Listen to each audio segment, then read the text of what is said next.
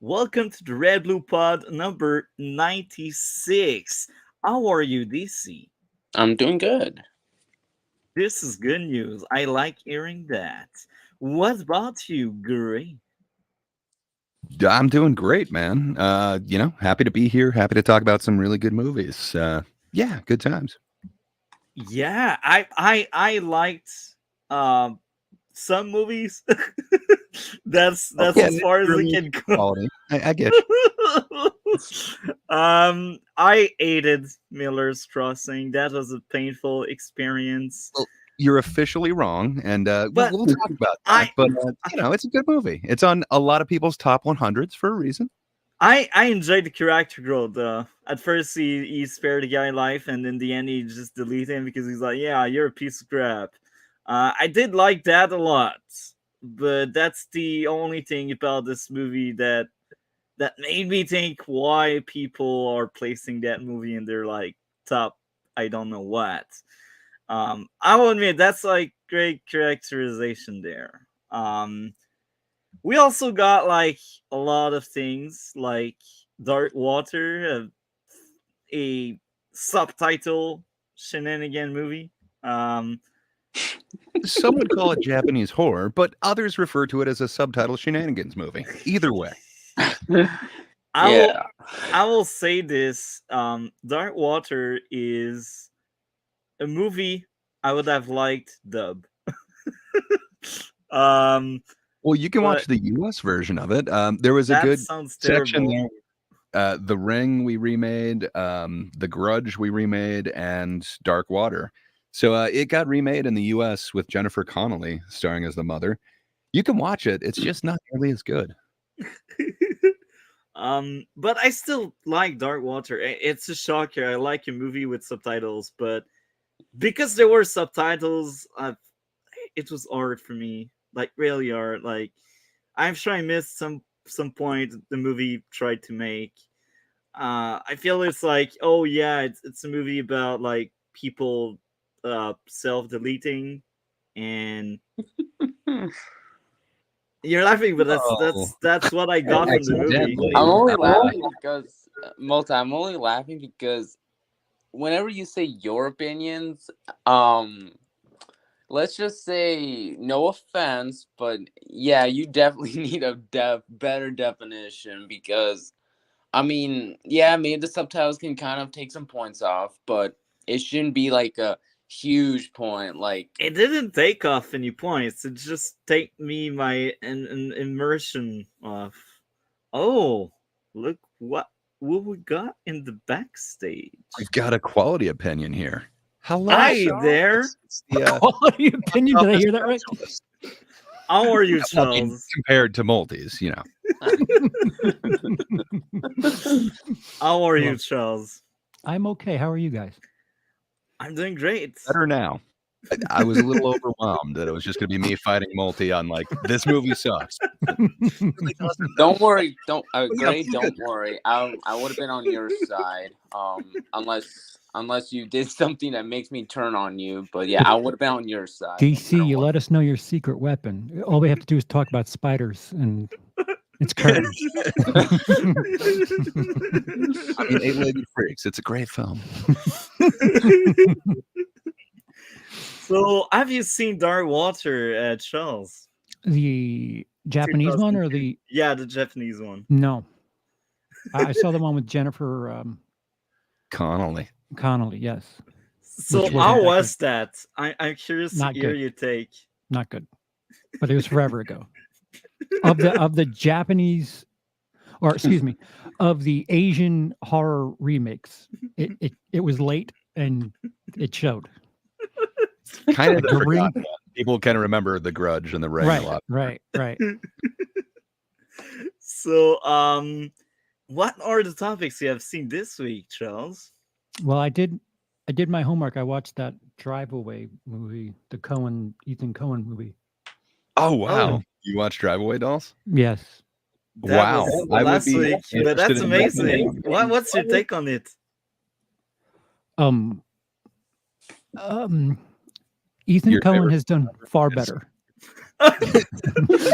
Yeah, he's trying to do a B movie. Like, I don't know. He's masterfully doing these weird Yes, things, but yeah, it does seem like it's kind of beneath him in a weird way. it does. It feel like the subject matter, not even the script or the dialogue at times. It feels very.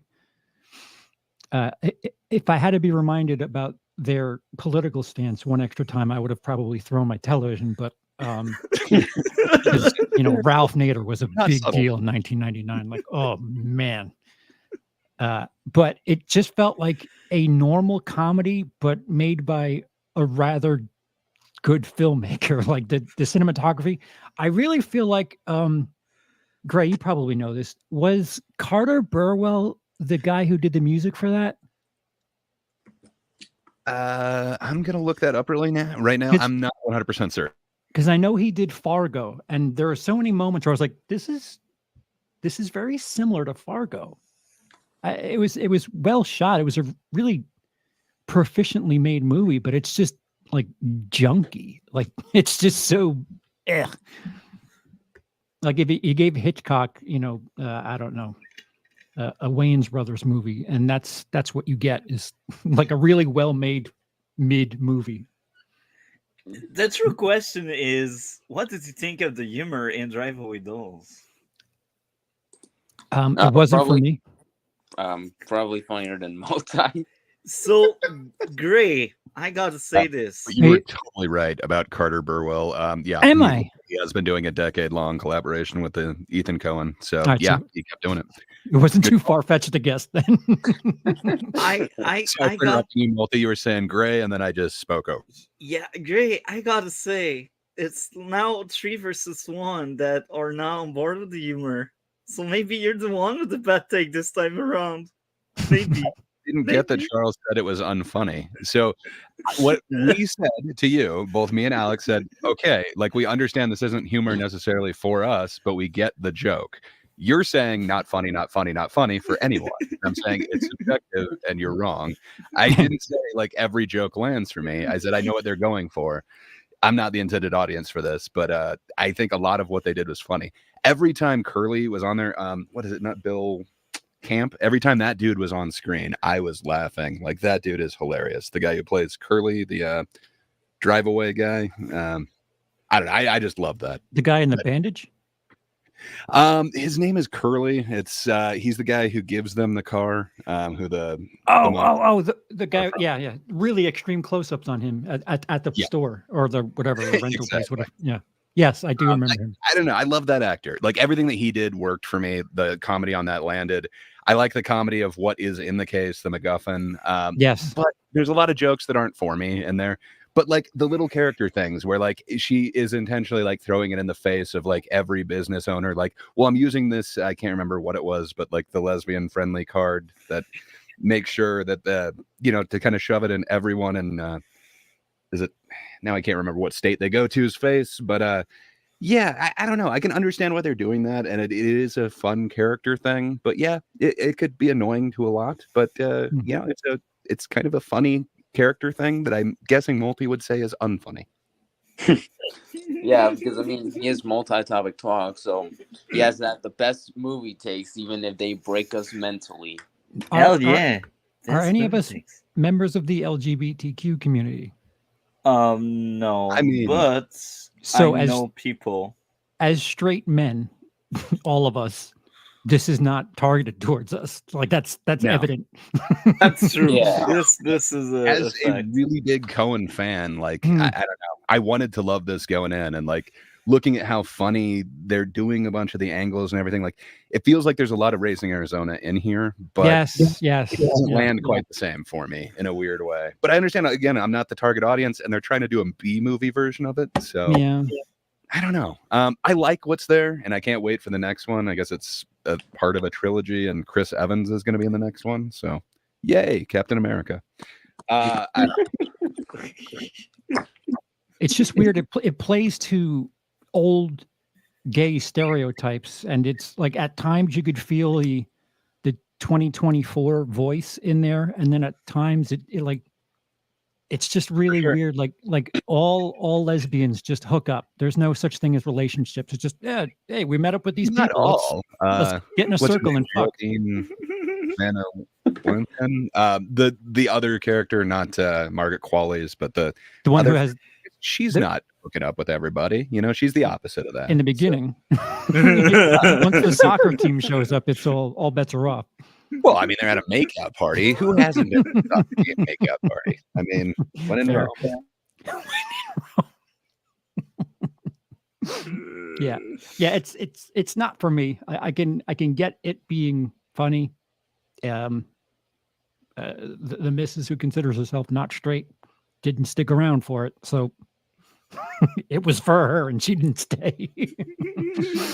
Yeah, I think you know, obviously, if you put this up against like the tragedy of Macbeth, which is Joel Cohen's solo project, obviously they're for different audiences. Yeah. One kind of is a little bit more award friendly, and one is a little bit more I don't know what you call it, like slumber party friendly. I don't know. It's totally going for like a different type of audience. So I don't know. I think it's still going to be legendary, but yeah, it is not for everyone. Okay. I guess we can talk spoiler free Dark Waters, so we don't spoil anything from the good version of this movie, the one we That I have have not seen. So great. What did you think of Dark Waters? I thought it was really powerful. I think they did a lot of really interesting shots. I thought the way that they kind of moved the camera was really interesting to me. I like a lot of the depictions of this kind of psychological horror and kind of what they're hinting at with like mental health. Like, you know, I guess at the heart of it, it's this family who's going through a divorce and a mother who's trying to get sole custody of her kid. You know, I kind of like that they're bringing in hints that, you know, maybe her mental health is not quite all there. And, you know, it kind of makes you look at everything, the events that happen from like a different lens. In fact, there's a couple different interpretations of this story, kind of like The Shining, that, you know, it kind of makes you wonder if everything that we've been shown is actually happening, or if this is kind of a character's experience of it. So, I don't know. For me, it was really powerful. I don't know why I hadn't heard of this one.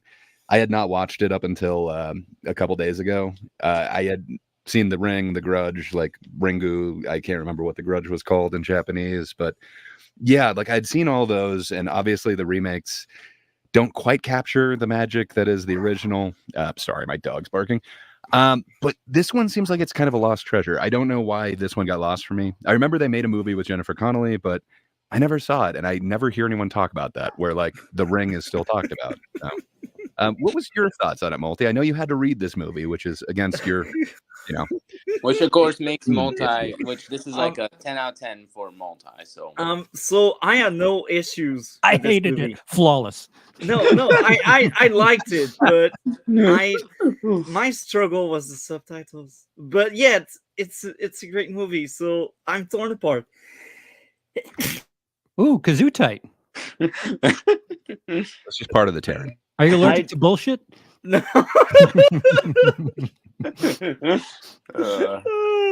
So I enjoyed it a lot, and just like what you said, there's a lot of like mental illness stuff happening in the movie, and I think that was the reason why it was so well made.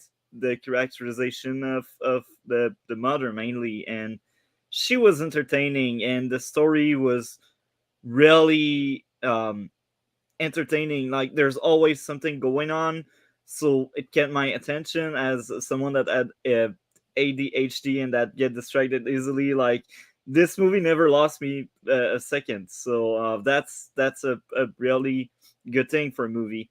And child actors, usually you're like, that's not always great, but I feel like she was really good, the kid in the movie.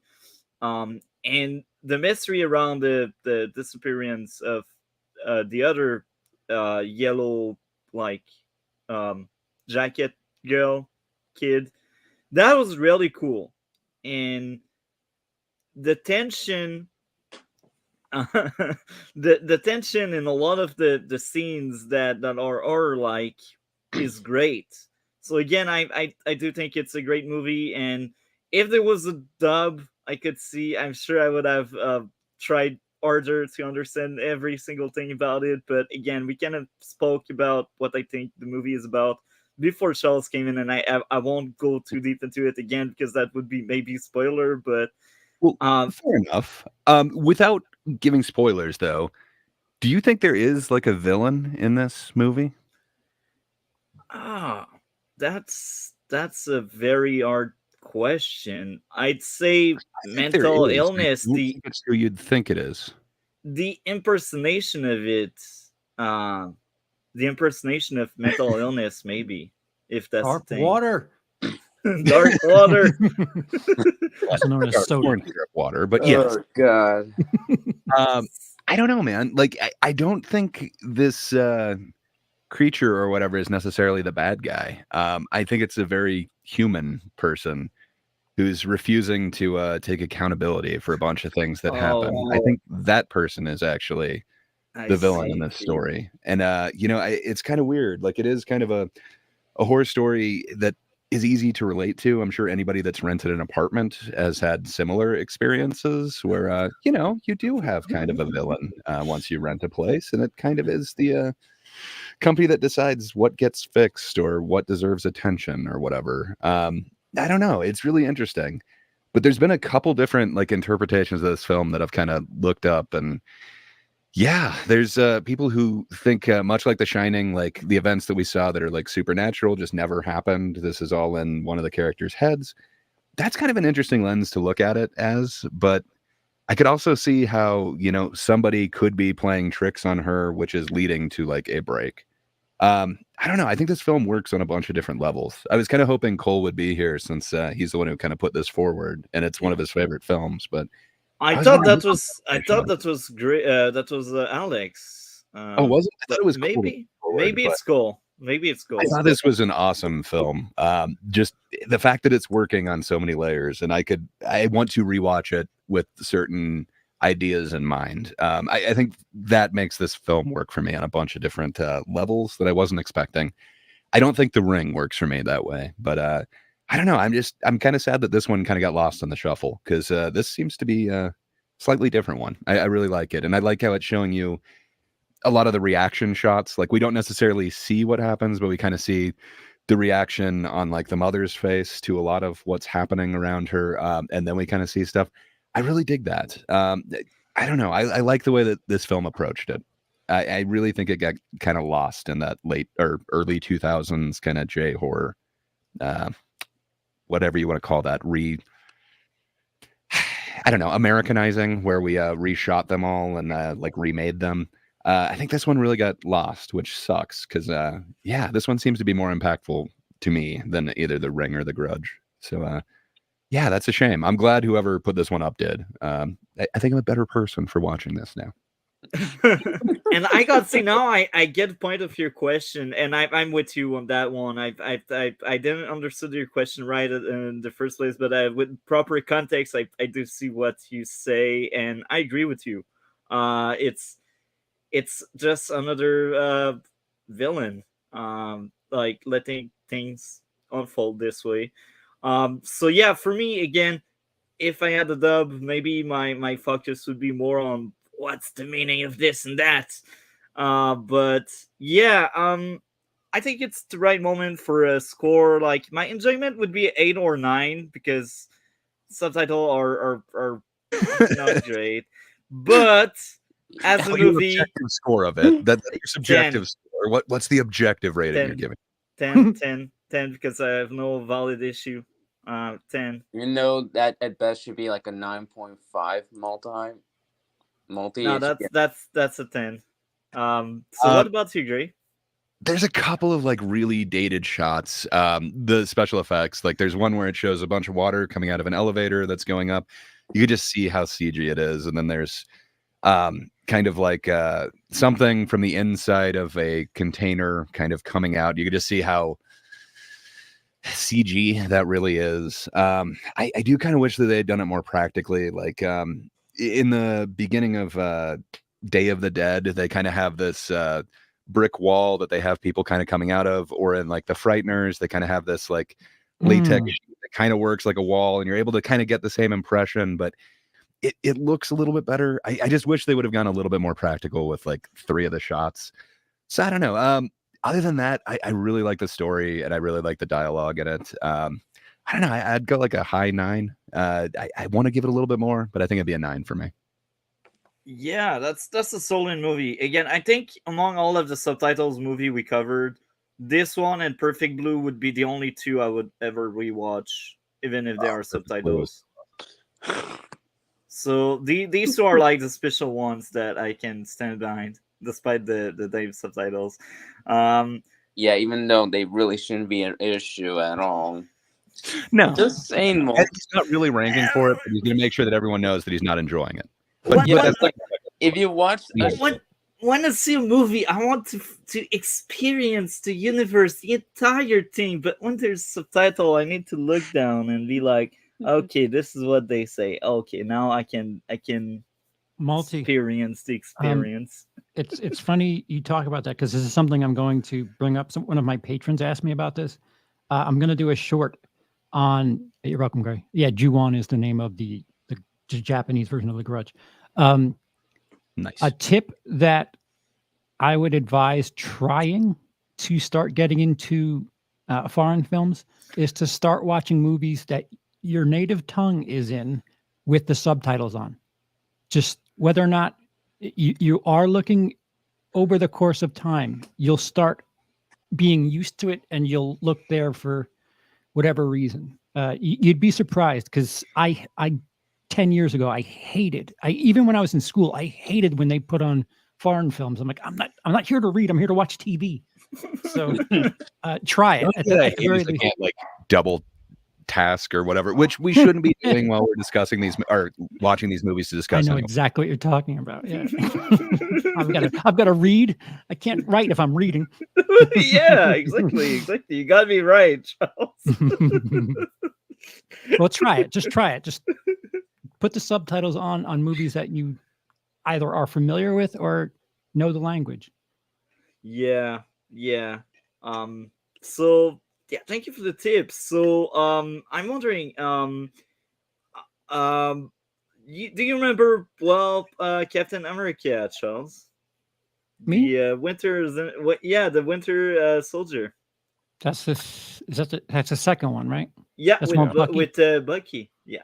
Yes, I do remember that. I'll scat while you're drinking. Are you asking my score? No, I'm asking your thoughts. Just if you remembered it. I think it's the next one we're going to talk about, but I'm assuming DC probably has a take it away, DC. All right. I do have flaws with the film. My first flaw is I feel like the fact that this is the only MCU film that takes itself seriously kind of shows how they could make an MCU film that actually is serious and dark, but they choose not to, because we gotta make this for kids. We gotta make we have SpongeBob. We gotta make it like SpongeBob. We make it a fun film, even though secretly Marvel comics are actually not for kids, and I consider have a lot of gore. So it's like, yeah. Second issue is they just introduced Falcon without no developments, which is a problem because it doesn't give you enough time to learn about him, how he joined S.H.I.E.L.D. Maybe there was, maybe I forgot it, but honestly, I didn't even bother rewatching it, because honestly, I don't bother rewatching MCU films, because honestly, I think they've kind of gotten worse over time. Yeah. Don't really explain his connection with S.H.I.E.L.D. It's just S.H.I.E.L.D. is compromised by Hydra, so he can't trust anyone there, where Falcon is outside of it. So I don't really do that, other than he meets him running. He keeps passing him on the left. That's an ally. I mean, he's there to help out with the Hydra shenanigans. So yeah. All right. But I'm saying, Gray, like, they just pop in this character who we know nothing about. Like, a perfect example. Doesn't have superpowers. He just apparently has this Falcon pack that the military had. So there should be plenty of Falcons out there, not just one. But fair enough. I like that comment there. That's amazing. Yeah. That's funny. How we should have more Falcon running around out there. You're right on that. Yeah. The fact that they just changed Black Widow's hair in this film compared to before, it just came out of nowhere. Like, why did they have to change it? Like, yeah. Because new movie, new movie. I mean, that just proves my point that they just did it for no reason. Well, that's a new movie, so that's the reason. It's like asking in The Flash, why should they switch a suit every season? That's the same thing with the movie. Well, that's because in that show they don't often do it. Just a few. But yeah. My last issue is one of Multi's favorite quotes, and that is plot convenience. In a superhero movie, never. I mean, normally I never agree with Multi's plot convenience. In fact, sometimes I would disagree, like on almost all of them. The MCU, I think, is the only exception because, I mean, here I find it very convenient that Hydra just has all these people in it and has taken over Shield, and the fact that they are able to do that, I find that very convenient because for the sake of the plot. DC. You haven't seen the Agents of Shield show, and it was very well explained in this. First of all, and second, even the movie itself. If that's the premise of that movie, that the agency is corrupt, you don't really need to explain it. That's the premise of it. It's like asking, why would James Bond delete people with his gun? It's the same kind of thing. So I gotta disagree with that, bro. Well, okay. But I just find it very is a plot convenience though that he just happens to be running this track and he just happens to keep passing this one guy who happens to not be a pilot in the Air Force exactly, but he's piloting this superhero device. That seems to be a bit of a plot convenience that like he just meets this guy randomly. But fair enough. Another plot. Great. Actually, I'm with you on that one. All right. Another guy who has the skill set he needs to defeat the I forget what they call the helicarrier, but you know what I mean? Like it's a little convenient, but it is superhero. So, you're going to befriend another superhero at some point and then team up. I don't know. Another plot convenient would be in that Winter Soldier just immediately knows where Nick Fury will be and essentially tries to assassinate him, even though he's driving around Washington, D.C., like all over the place. How can he possibly know? I mean, not because of Redford. What is Redford's name? But like he's like the second in command of Shield or whatever. He's feeding Bucky and the rest of Hydra like the information, and they do have trackers and like all of Shield's everything. And Nick Fury even has like Steve Rogers' place bugged, so like everywhere they're going, apparently Shield has access to. But you're right. I mean, it's like obviously it's this magical thing. Like they can survey anything and they can find it. But it's that algorithm. What's his name? Toby Jones, Dr. Armanzola, or whatever. The AI version of him supposedly has access to like everything. But it's great. I was mainly talking about the car chase and where supposedly they would have trackers on. What's his name?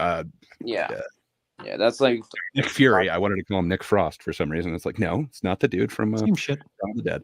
Just supposedly they would have him tracked because he's part of Shield and Shield can identify anyone. But I agree with you. Like he obviously has a ton of inside information, but apparently that's this whole threat of Hydra. Yeah.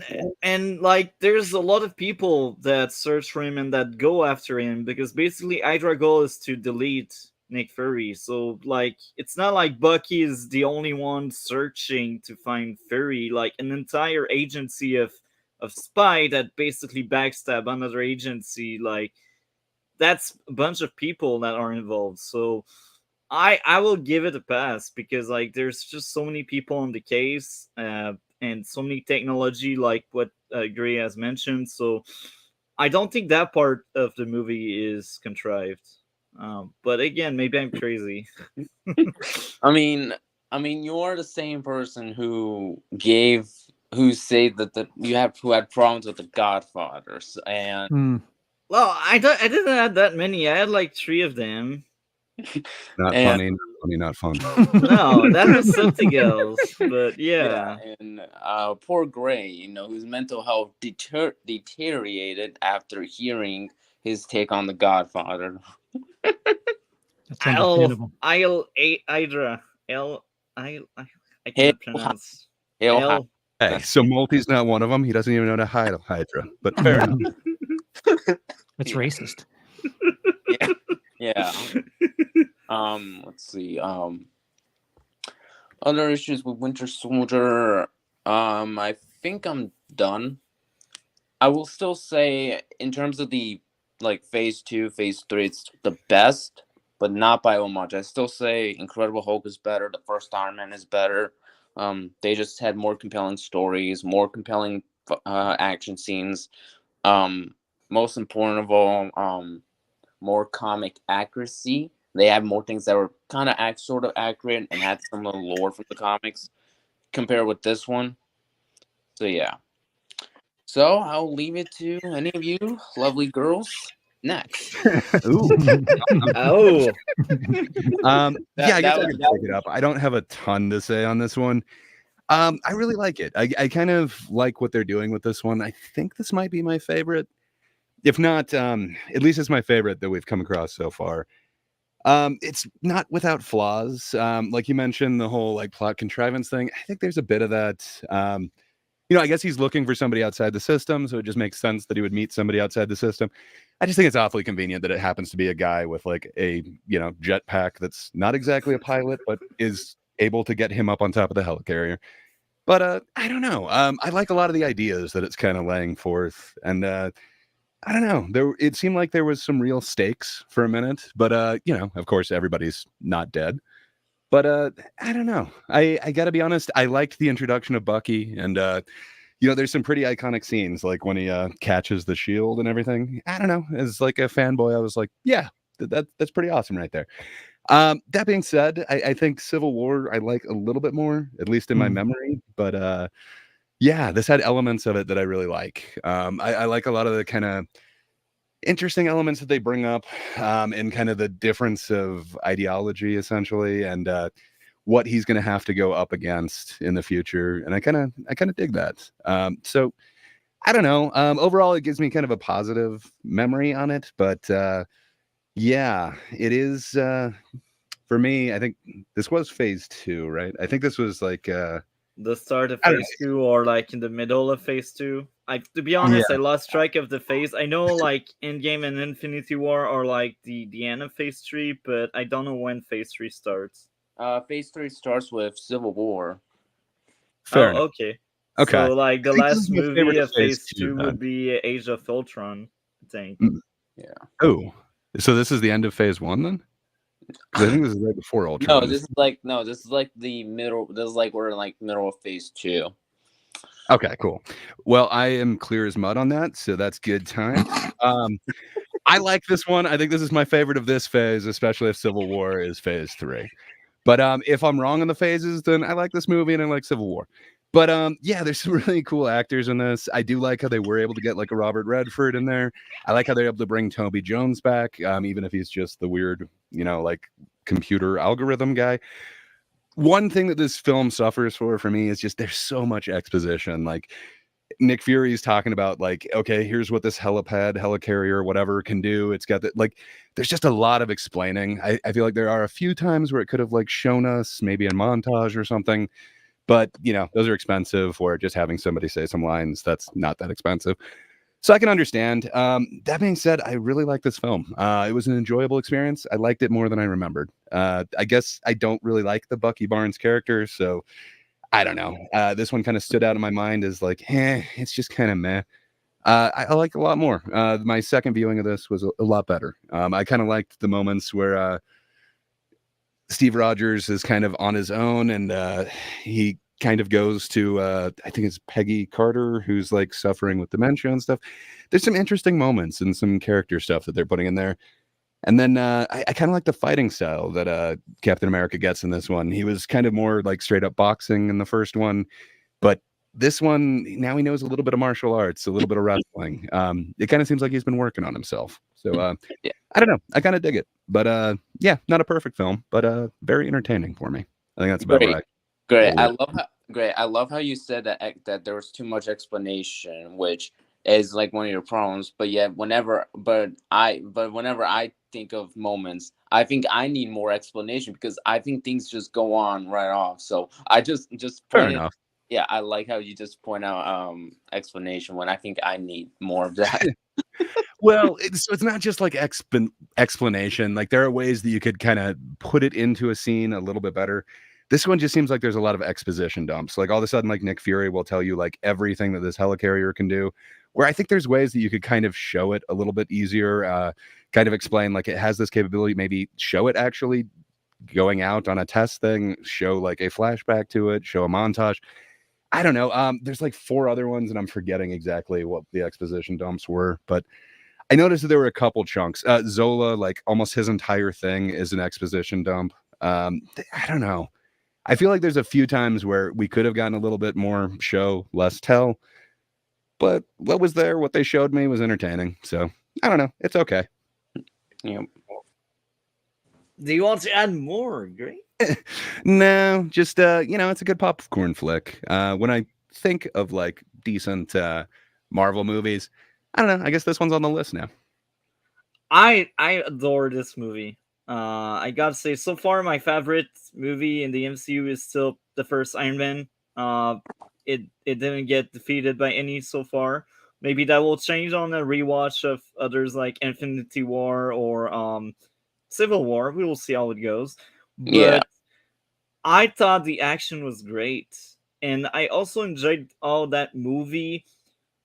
It felt a lot like it some of the story beats are centered around, well, some of the aspect of the movie I should say are centered around Black Widow, and I feel like that movie is the movie where Black Widow got the most material outside of her own movie. I don't know about her own movie because I haven't seen it, to be honest. I will eventually watch it for the podcast, but Black Widow in this movie, she realizes, oh yeah, she was KGB, now she is Shield, but apparently Shield is as bad as KGB. And this was very interesting because now she doesn't know what to do with that. You know, she's like, I will just survive, help out Fury and such, but she is now questioning what her work in her life was so far, because she basically worked for two evils without realizing it before this happened. So I like that aspect. It's a bit messy, I know, but that was really cool. And again, the action was on point. I enjoyed Sam as a interesting sidekick. I hope you will get more interesting material in the future. I can't remember what he does next.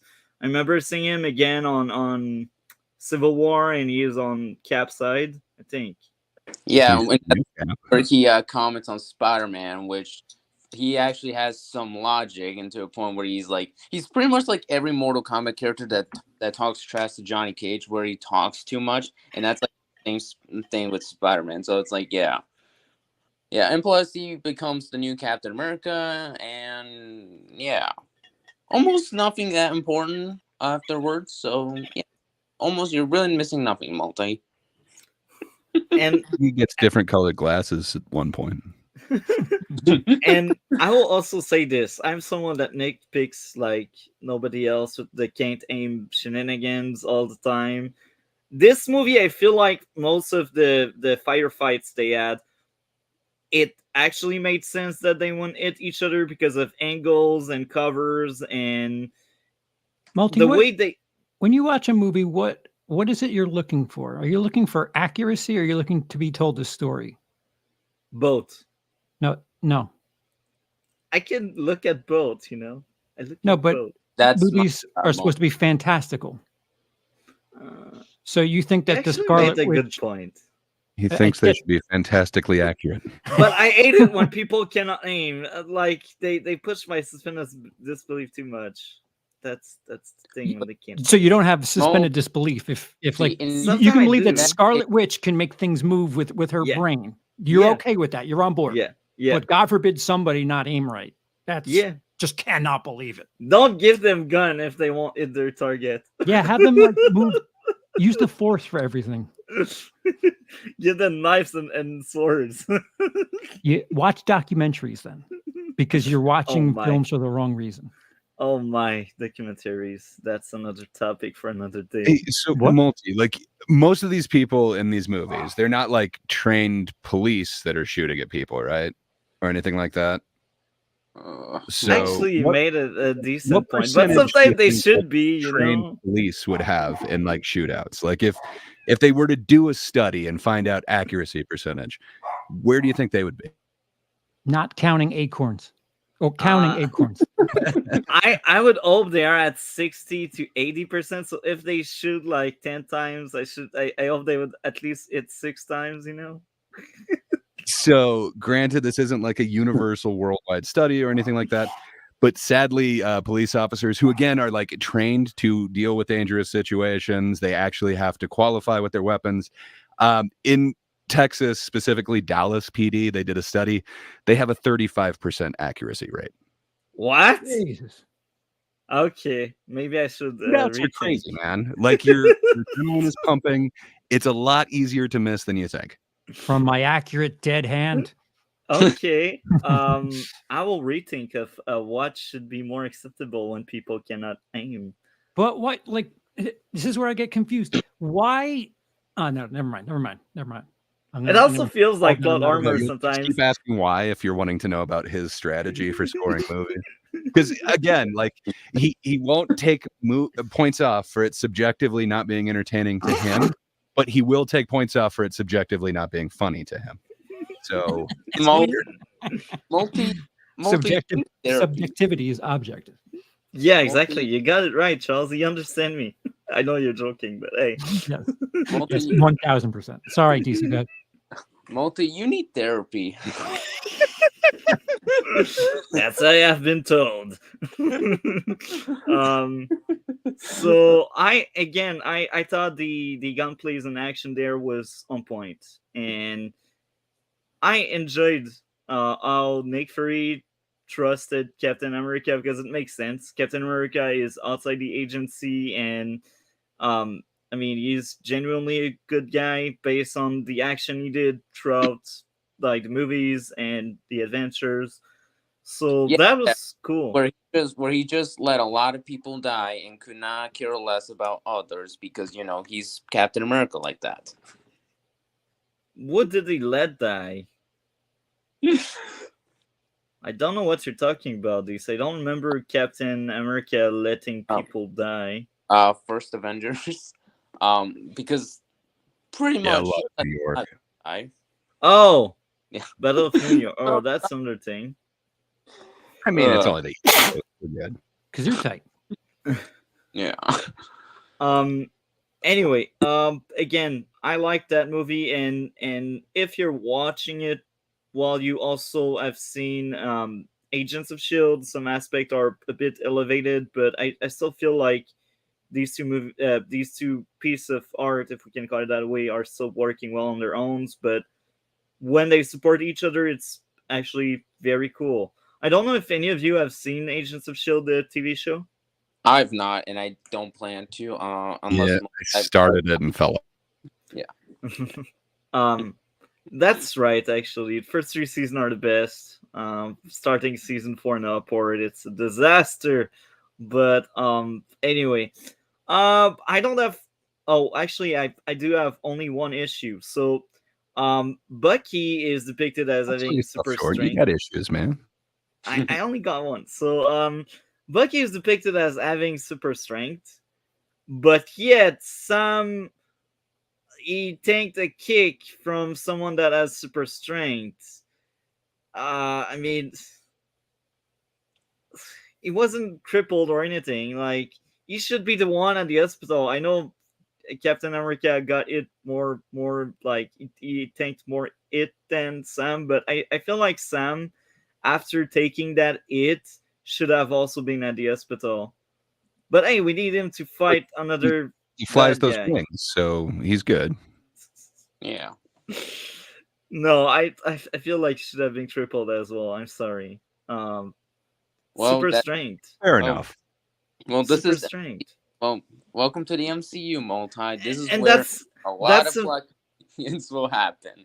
that's something I hated with early season of Agents of Shield. They would here and there always place like people with super strength, and normal people are just taking these hits, and they're like, okay.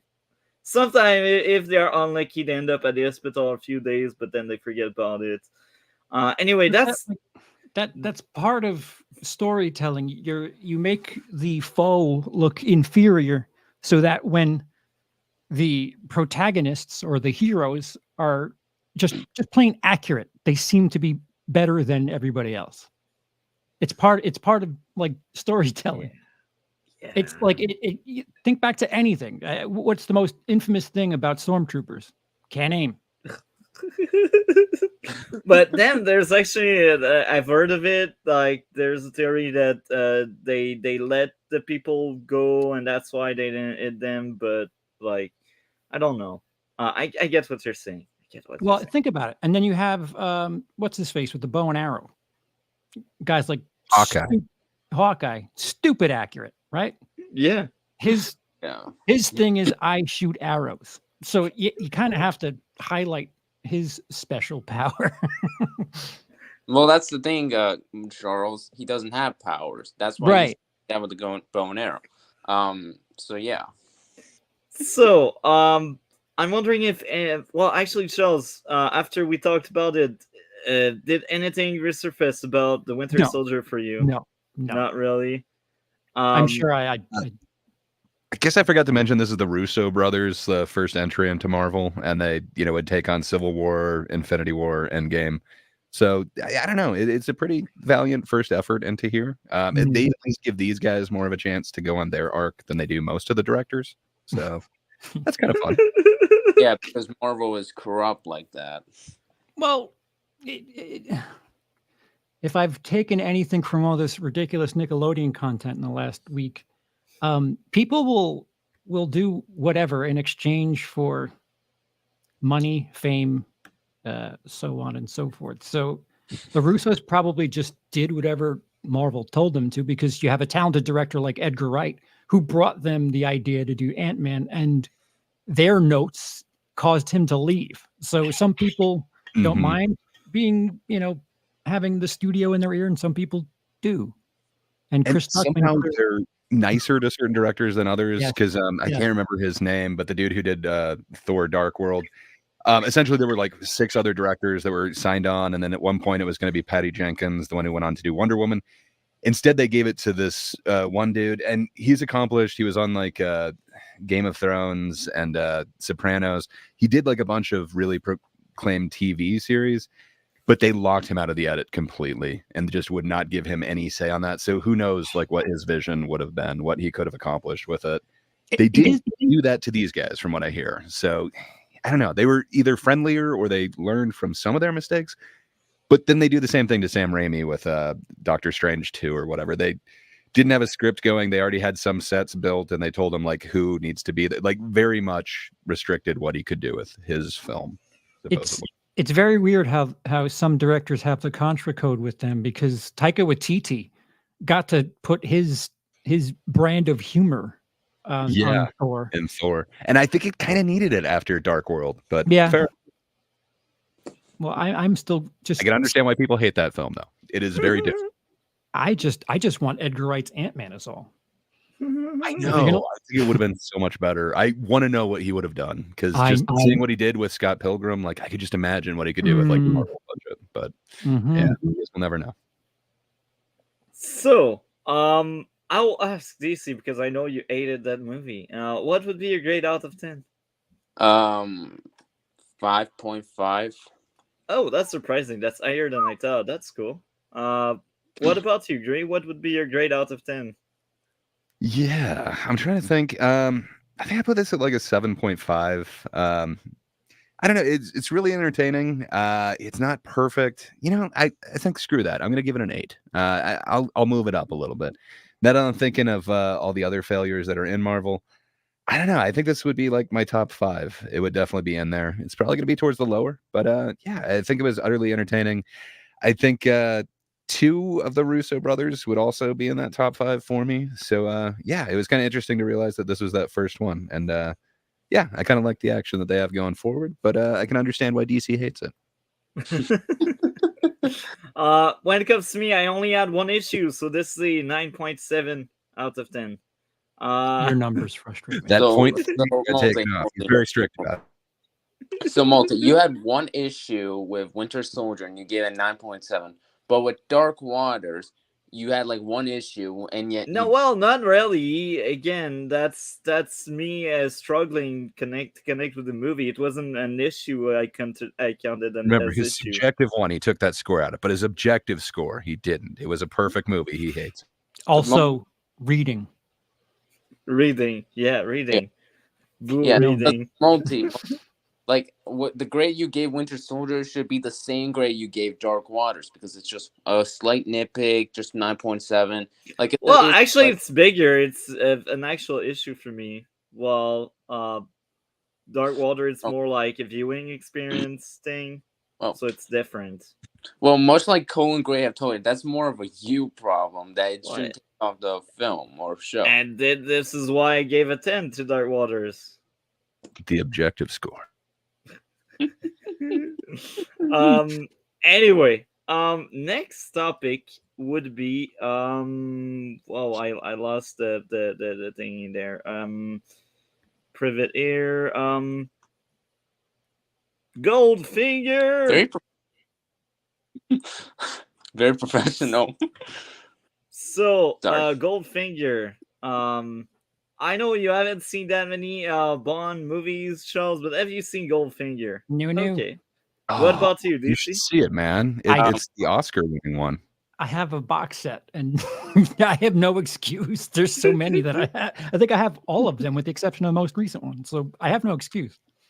And I gotta say, the most recent one are probably my favorite because Bond is in an actual character arc throughout, while the others are more like episodic things.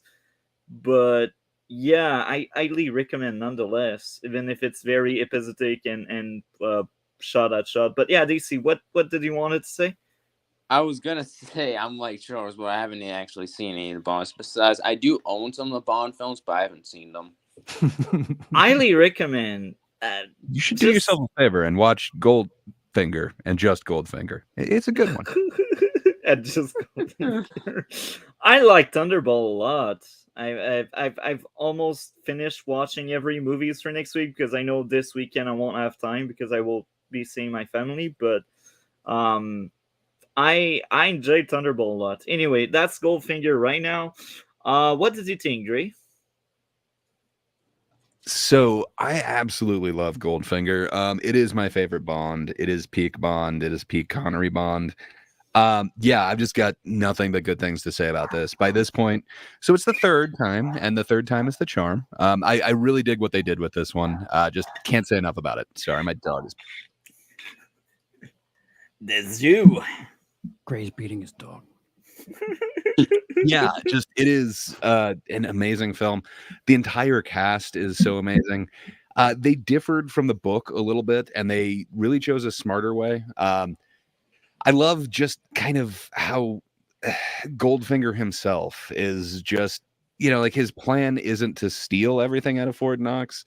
Instead, it's to make his more valuable. I think that's brilliant. And yeah, in the novel, it wasn't that way. He actually was expecting to steal everything out of Fort Knox. They did change a couple things in kind of a good way from the book. The other odd thing is Pussy Galore happens to be a confirmed lesbian in the book, but Sean Connery or James Bond's pure bravado and masculinity converts her in the book. So they changed that a little bit in the movie. I think both of those changes were really good choices. But there's just so many iconic things. So we actually have Q in here. We have him taking him through the gadgets lab. You get to see all the gadgets. We get the Aston Martin, which is just such a beautiful little car. And it's just so filled with little gadgets, little tricks. It's amazing. I just love every aspect about this. I think they really got it right with this one. Yeah, the sexism is still there. It's really turned up, quite a bit. But I don't know. I think they got the formula right on this one. I can't say enough about it. If you haven't seen it, check this one out. It's got the best villain and henchman. And just peak Bond for me. What was your thoughts, Multi? The henchman, bro. He's amazing. He's amazing. He doesn't speak, and he has the charisma. He doesn't need to speak to be likable. He's just there chilling, throwing his ad around, cutting statue, but yet people survive his ad for some reason. I enjoyed that movie a lot. Vincent Martin points out, like, if you liked Austin Powers, like almost everything from Austin Powers is based off of Goldfinger. He's pointing out Goldmember, but it's really all of it. The dude who throws his shoe. It's all based off of this one. The evil team that can be disposed of with one button from the boss. That comes from this one. Like, it's all awesome. It's great. I love all the tropes in this. So my first issue, people will already flame me for it. People cannot aim when the car stops. So that's after a car chase where they kept shooting at each other, if I remember correctly. And at some point they stop and they just no longer hit anyone. And you don't have issues that the car can shoot, though. Well, I mean, that's part of the thing that Q shows him. He's put machine guns in it, which is great. Totally relatable. It's under there. I thought you would have marked down the can't aim when it's the lady whose sister, unfortunately, is no longer with us, is trying to shoot Goldfinger, who's really I'll give it a pass. Which is like, he is nowhere near her. So if that's her shot with a sniper rifle, like, oh my God, she sucks. So I'm just saying, if you're gonna mark them for it, you got to mark her for it. Yeah, I will mark them, not her, because here's the catch. She's like new to this, first of all. And second, do you know how she long wasn't aiming for Bond. She was aiming for the guy. And she almost hit Bond by accident. So I gave it a pass, like she is a amateur. It's like the first time she's carrying a weapon, and it's obvious with this movie because she admits it. She was aiming for the guy, and she almost hit Bond. So even the movie tells you by a mile. If you're going for accuracy, she sucks, man. I don't know. She sucks, but that's her character. It's said in the movie that her character sucks. Couldn't it be said that the henchmen suck at shooting, and then they would be fine? But they are henchmen. They should be able to hit. All right. Oh God. Look, I write a novel, and people that carry gun, I make sure that they have proper training before, and sometimes they don't, but they also hit targets. Maybe not as accurate as they could, but they do. Anyway, next up would be the guy wasn't consistent since he was able to cut a statue in one scene, but in the other scene he didn't cut in half with the hat. So that's like the henchman with the hat. Like, he was shown to be able to cut a statue. It's not the dude's hat from Mortal Kombat that just like cuts people in half. It's metal inside of it or some sort of hard substance, and that like breaks the head off the statue. It doesn't cut the head off it. So he just hits the girl in the head with it and it breaks her neck. I'm just saying, like, her head isn't supposed to come clean off. That just happens because it's a statue. Yeah. It doesn't cut it, though. It just breaks it. But fair enough. Yeah. Plot armor. Next up would be plot convenience. You know what that word means? Wait. Did you call it plot armor because her head didn't come off? Yeah. That's the misunderstanding of it. It's not a knife hat. It's not the one from Mortal Kombat where he does decapitate people. It's just a hat. Like, for some reason, it's able to take like a statue's head off, but that's just because it hit it so hard. Like, it would be the same thing if you hit it with a bat. It's not cutting the statue's head off. It's just hitting it hard. It should have deleted the person. Okay. Gray is now dying. Rest in peace, Gray. We will miss you throughout our lives. Plot convenience: bring the briefcase on board of a plane. Said a briefcase belonged to a super spy. So it was weird that, oh yeah, we took everything you had and we brought that briefcase with us. It's feels just very convenient and off. It's like, why would you let him access his tools? Like, he's a spy. Like, it's obvious he's a spy. He almost bluntly told you he was a spy, so you wouldn't give him access to his gadgets. I don't know. It just feels off. Plot armor on Bond since he survived being hit by someone that is depicted to have super strength. That was in their big fight. Are you saying the odd job because he gets punched by the dude? I don't think he has super strength. I think his hat is special in that it's like metal or something, where he's able to. They showed another moment where he showed a display of force. Who can't crush a golf ball in their hand? Monty, Every frame of petulance. Yeah, it's a special hat. It's a hat that has special capabilities. That means that's why. I thought they showed another display of him having like superhuman strength or something.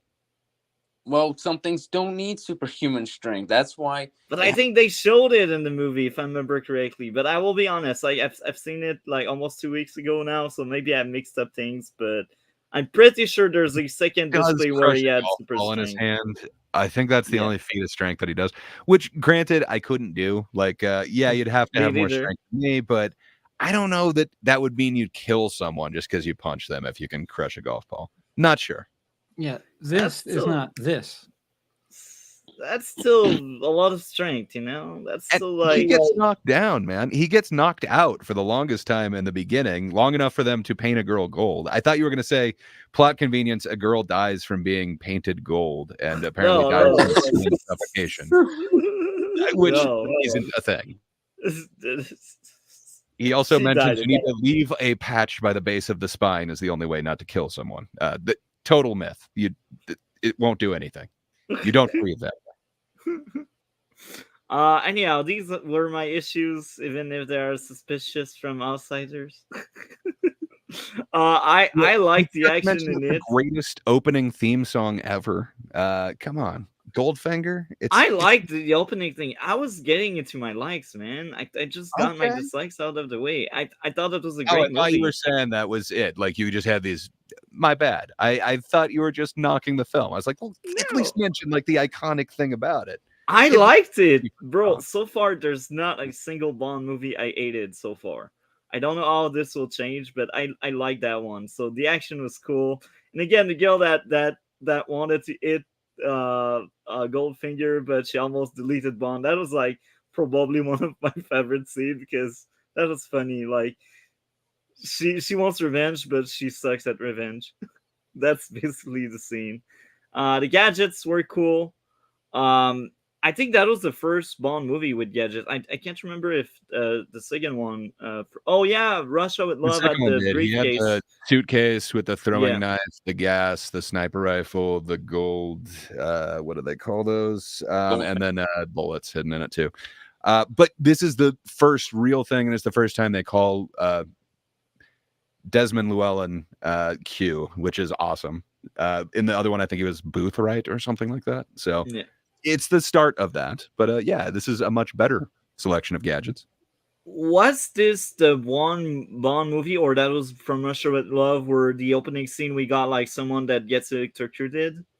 Was that Goldfinger? So we do have that in this one, but this is the one where he's swimming around with a duck on his head, and then he comes out of the water, he goes, assassinates, or places a bomb, and then goes back in his wetsuit and then comes out of the water, unzips his wetsuit, and he's wearing a white tuxedo. And then he goes to a party, lights a cigarette right as the bomb explodes. He does his, spy business, but it's not specifically somebody dying.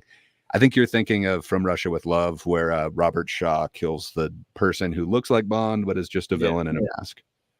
Yeah, but, I think I mixed up. It's done that for 2 movies now, where there's an action scene, and then all of a sudden it leads into the opening song. Yeah, I think this is some kind of trope now, because I remember Thunderball having the same kind of stuff. action sequence than the intro. It's a formula now, man. Since the yeah. second, they're doing it. Yeah.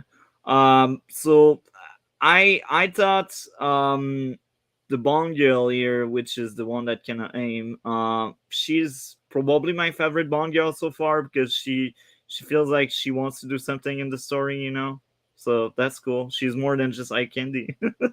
I think. Wait a minute. I think you're confusing too. So there's a girl in the beginning who's helping Goldfinger cheat, and then she's the one who gets golded and dies.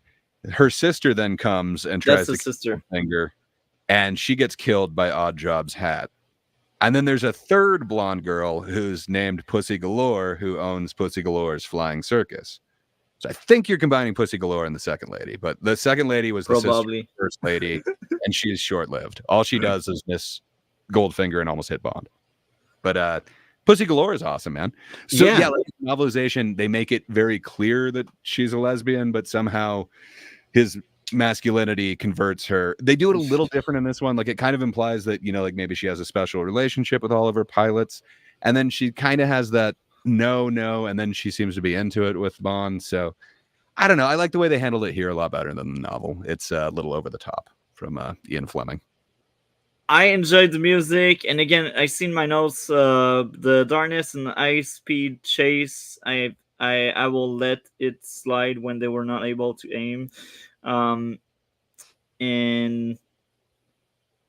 it was cool. All Bond was using his surrounding to delete someone, if you know what I mean. At the end, I like that big fight he had. Anyway. I don't have much more to say. For me, Goldfinger is a solid and well-deserved 8.5 out of 10. What about you, Gray? For me, it is a flawless Bond movie. It's 10 out of 10. It's exactly what I want out of a Bond movie. We have now reached peak, and sadly, we're coming back down the other side. Yeah, it doesn't get better than Goldfinger. Third time's the charm. Unfortunately, for me, it never lives up to this, but there's potential in the future. This is perfection, man. This is exactly what I want out of a Bond film, from every bit of sound design in this. And again, they won a Grammy for the song in the Oscars, I think like a decade ago. They had the, now I'm forgetting her name, Shirley Bassey, do the actual Bond song, Goldfinger. It's just amazing. It launched every trope. Like we wouldn't have Austin Powers without this movie specifically. It's just amazing. Yeah, I can't say enough about this. If you're going to watch one Bond flick, make it this one.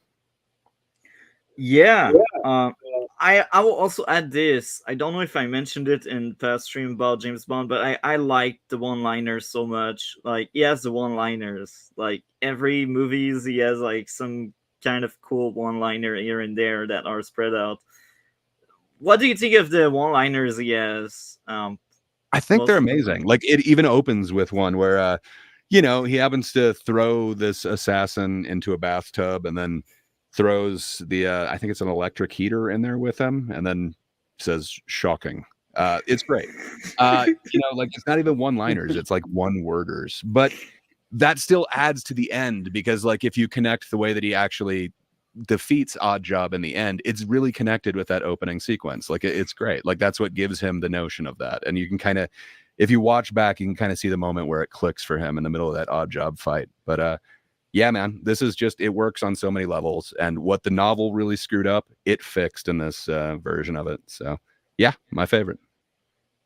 Okay, well, next up would be Stardust 2007. Charles, have you seen that? Stardust, the 2007. If I did, it was when it came out. I do not remember it. Michelle Pfeiffer. Michelle Pfeiffer. It's got Charlie. What the hell is his name? He's Charlie Cox. That's Charlie Cox. Thank you. I wanted to call him Charlie Hunnam, and I'm like, that's not the right one. It's got Daredevil in it. It's got Superman in it. Henry Cavill is in it. They duel at one point, which is great. Superman versus Daredevil. I wonder if Daredevil. It's kind of fun. Daredevil actually loses. It's weird, but then he wins at the end, and it's interesting. It's based on a Neil Gaiman book, also Stardust. Excuse me. It's interesting. If you haven't seen it, I would recommend it. But Multi, did you hate this thing? Yeah, I did. Yeah. Plot armor. Do we have Cody Rose? Well, maybe not 8'd, but I didn't like it. It's not 8 levels yet, but that was hard for me to get through that one. Subtitle? So no, it's just the universe. I just didn't connect with anything. And I was along for the ride, I guess. I only have one It doesn't issue, sound like but you were. It sounds like you were unwillingly being dragged behind it. But okay, you're a willing participant on this ride. My only issue would be plot armor on both characters at the end when bunch of glass blew up without scratching them. Can I ask what the significance is? Like, what is bringing the Captain America Winter Soldier, Goldfinger, and Stardust? What is bringing those movies together? Movies? Nothing at this point. We were asked. So, I guess they've traditionally always kind of done a superhero movie, so that's why Captain America's in there. And then we were asked to bring like kind of a suggestion for a good movie. So it's just kind of a mishmash of one suggested by a lot of us for some reason. And there's not necessarily a through line in it. If you can find a connection, I'm all ears. I have one of them, but it's kind of tentative. I think there's I guess I would go like secret gay tropes hidden in a lot of these films. That would be my connection that I'm saying. But what are you talking about? I don't see it. What? You need to explain on that. Yeah, Charles, if you want a better answer than Gray, it's simple, and a simpler one is that Multi just randomly picks these films one by one. Always. I didn't pick the Dark Water or right, Stardust. The Japanese language film. How could I forget?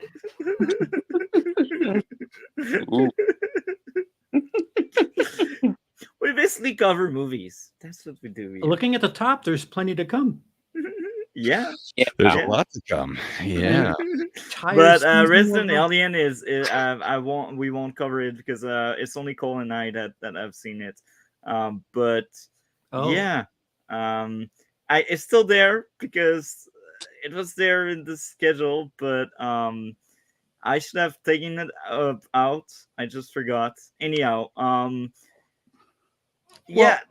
my point being, you're providing a lot of homework for even yourself, and for sure you're not getting any of the benefit. Well, I like most of the movies this week. We might have solved this issue kind of behind the scenes a little bit. So it is being broken up to like we're going to cover essentially like 2 or 3 things each time instead, and I think there will be kind of a bit of a connection between them, but at least they would all be able to be listed in the title, all be in the thumbnail, and all be in the description, where now we're not even doing that. So, you know, not up there. It's essentially lost. Nobody knows about our Resident Alien coverage.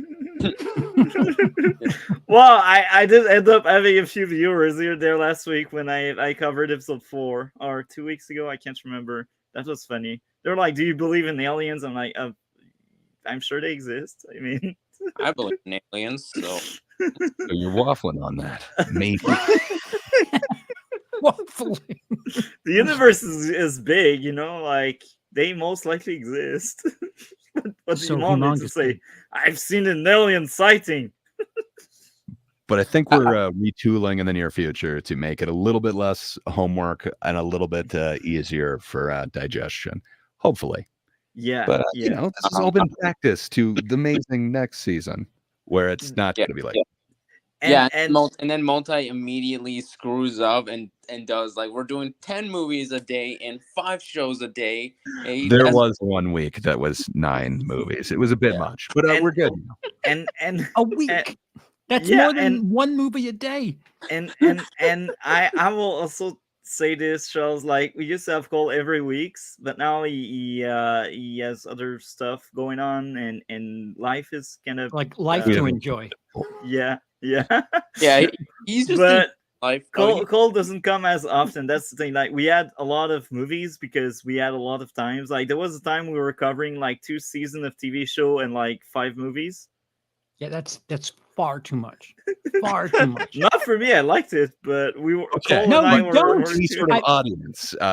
So I think we've solved this for the future, but the connection thing is what we're going to work on next, and there will be a theme for it. But yeah, I I'm think it's conscious. gonna be a little bit more digestible coming up. I'm conscious that I won't like every single movie I've seen, but I think they will add up to my media experience. Well, I mean, if I you call it think that we've way. established you're allergic to quality, so But why are we to what are we 3, 4 different audiences right now? Yeah. Maybe. yes, and then they disappear after this because there's more possible audience. Yeah, I think supposedly, like we each could cut out our own material and then use it on our own channels, but YouTube kind of gets weird if you've got the exact same thing on multiple channels. Sometimes they Oh strip Yeah. content. So, Yeah. but we figure for actual first thing, hey, why not try and get all of our non-existence audiences the shot to watch this? Yeah. Yeah. There's things that we're trying to retool. We also have not been utilizing like tags, and apparently that's the main thing for YouTube searches and whatnot. Yeah. But Yeah, that's I'm guilty of surprising that. because sometimes I do have tags in some of my videos and they don't get fined. But anyway, I will blame the fact that I do a bunch of stuff and I'm in Canada because we got stupid laws here and that effed over like the algorithm so badly for us. But They do also hate if you aren't consistent with one thing. They don't Yeah. like if you do multiple things. Like yeah, they it's like it's more than one factor in my case. It's And, like like, a lot of multi-topic. factors. It's multi-factor. Yeah. Multi-factor, hell yeah, Yeah. in character. So to beat the dead dog, I mean, how many people do you think are out there looking for Stardust, Dark Water, the original, Captain America 2, and 5 people. Yeah, yeah, you're maxing out at 5. Four. Okay. Yeah. So like my plan is to turn these into like individual reviews for each one afterwards, and then I at least have like a big roster, and it would hopefully get me better at doing it. But So they have some. it's still a lot of work. Okay. I haven't Then done, multi, so, then yeah, then multi just immediately screws up and says, "Screw it, we're doing all these at the same time." And then poor Gray loses his mind after that. That's But, also why we got okay. so many things. I mean, like people have He likes choices. multi-topics. It's part of his thing. Yeah, like they have a bunch of options. Like it's raining options. Well, yeah, but I mean, like I challenged you before to like find our coverage of Saltburn. Like it's not in the title, it's not in the description. Huh. It like you'd have to. It honestly, was on the description. There are okay. timestamps. Without looking at like any of our things, like the behind the scenes notes. Tell me what episode we covered Saltburn in. To be honest, I don't know because I have it written down because I couldn't find it. I wanted to go back to it to see what I said about it, and I couldn't find it anywhere, man. I challenge the timestamp, isn't it? Usually I timestamp everything. That's why Martin in the chat the stuff so I can timestamp. Yeah, but you'd have to go through the episode and then look at the chat, and then I know what you're saying, but I go in the description of the streams. Yeah. I didn't see it there. I could be wrong. Gray, Maybe it was because I was looking it up on my channel. But on mine, it's always time stamped. So maybe that's why you were not able to. Then, isn't it? I still think it would be very hard to find like a specific thing if you didn't know what it was. So that's why we're changing it going forward. Hopefully, it'll be a little bit more user friendly. Yeah. Oh, so Gray, for the Saltburn, it's the one where we cover the Spider-Man 2. Yep, episode 81. But that was my test for multi, was to try and find that thing. It's not easy. So that's the thing. We're doing a lot of work that potentially nobody will see, where we could change that. But again, in the description. But I get it. I get what you said. That's why we split it in 2 streams eventually, and less stuff per stream. It seems like you're having a difficult time, and you're putting this together, and the audience has to find it because it's buried. So there's like, as far as I'm understanding, there's no real benefit for other than what Gray just said. The benefit is hard to find. Yeah. if it were topical, if it were thematic, that would make sense. If it was Saltburn hot, was kind of topical too when we covered it, but yeah, it was definitely dropped in the. It would be hard to find, but yeah, some of the things have been where for some reason we didn't get to advertise the one that's like in theaters or whatever that we talked about. But yeah, it's a way we're changing it going forward, which will be hopefully better. Yeah. Anyhow, Stardust. sorry. That's fine. So you didn't have a great experience with it. So I really did. I have read the book before, and this version of it is just so amazing. It's not a perfect film at all, but my God, they have such luscious scenery, such amazing sets in here. There is some kind of dodgy CGI, but they did it to a minimum. So this is Matthew Vaughn, who directed it. Same dude from like The Kingsman. What was that one, Argyle, recently? So you can kind of get a taste of his flavor in this. But it was, I think, his first film. If not, it's one of the first ones. Yeah. It is not easily for me to search that. So yeah, it's one of his first ones. So it's like 2007. I really dug this film. So I totally forgot that it was Charlie Cox that stars in it. I totally forgot that it was Henry Cavill, who was the actual opponent or whatever in the real world, his opposition. They're both going for the same girl. It is kind of amazing. And then to see, like them have like a sword fight, it's like, yes, I'm seeing Daredevil fight Superman. Like, this is awesome. So yeah, just current me kind of nerded out on that a bit. But everything about this is just so amazing. So Neil Gaiman was walking by a fence and he saw a hole in it, kind of like the one that's in this thing, and just thought, what if there was an entire other world on the side of that? And then kind of created this fantasy world because of that. I thought it was really amazing. I really dig this. So the book, it is completely different than the movie.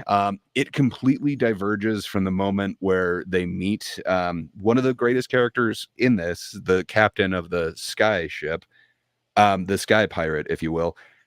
When they meet Robert De Niro, first off, the entire meeting with the captain in the book is like 3 pages, where it's the entire like second half of this movie, and he really goes on and helps the characters develop, where in the book it's literally 3 pages. He's just like not really a thought, and then everything just goes on its own, and it goes for hours. And just sadly, every one of the storylines that it wraps up in this movie just fizzles out. The witch who's keeping the mother, she kind of just, I believe she dies of old age. The one, Michelle Pfeiffer, who's coming after them, she gets too old and just decides, okay, I need to turn back. He doesn't end up with the girl. Instead, he realizes that he can never be with it. Like, just every single thread that this lays out somehow just peters out in the actual novel. This movie doesn't do that. It changed everything, but in so much of a greater way. Robert De Niro seems to be one of the fan favorites, where he's playing this at least cross-dressing pirate who seems to, put on this facade of, just being this manly man, this you don't want to mess with this pirate. But then behind doors, he's like doing the can and like these amazing bodices and girdles. It's kind of awesome. But he's the one who truly takes in these characters and helps them on their development. They don't really have the romance going until they're on his boat, and he gives them time. Tristan doesn't learn to sword fight until he's on this ship, and the captain teaches him this. He is the thing that propels everything and all the growth in this actual movie. I think it's awesome that they changed it. And just, I kind of talked before about like the landscapes. They went to like Scotland, and I trying to remember all the different locations, and shot these on location. So nowadays, I'm sure everything would just be on a soundstage and would just be, CGI, but it is so vast and just like amazing. And just the weird push-ins that he's able to do with like the camera to like transition. A lot of times we're kind of peeping through an object, kind of like a door hole, like the keyhole or whatever, and kind of going through. There were these really fun camera pushes that he's doing. I think you can see a lot of the style that he's going to use, like in Kingsman and the Argyle coming forward. But I don't know, I really like it. And I like the fact that they built a lot of these sets. There's some things that are really weird. So sorry, Robert De Niro's character is Captain Shakespeare. He seems to be really what's pushing everyone forward in this story.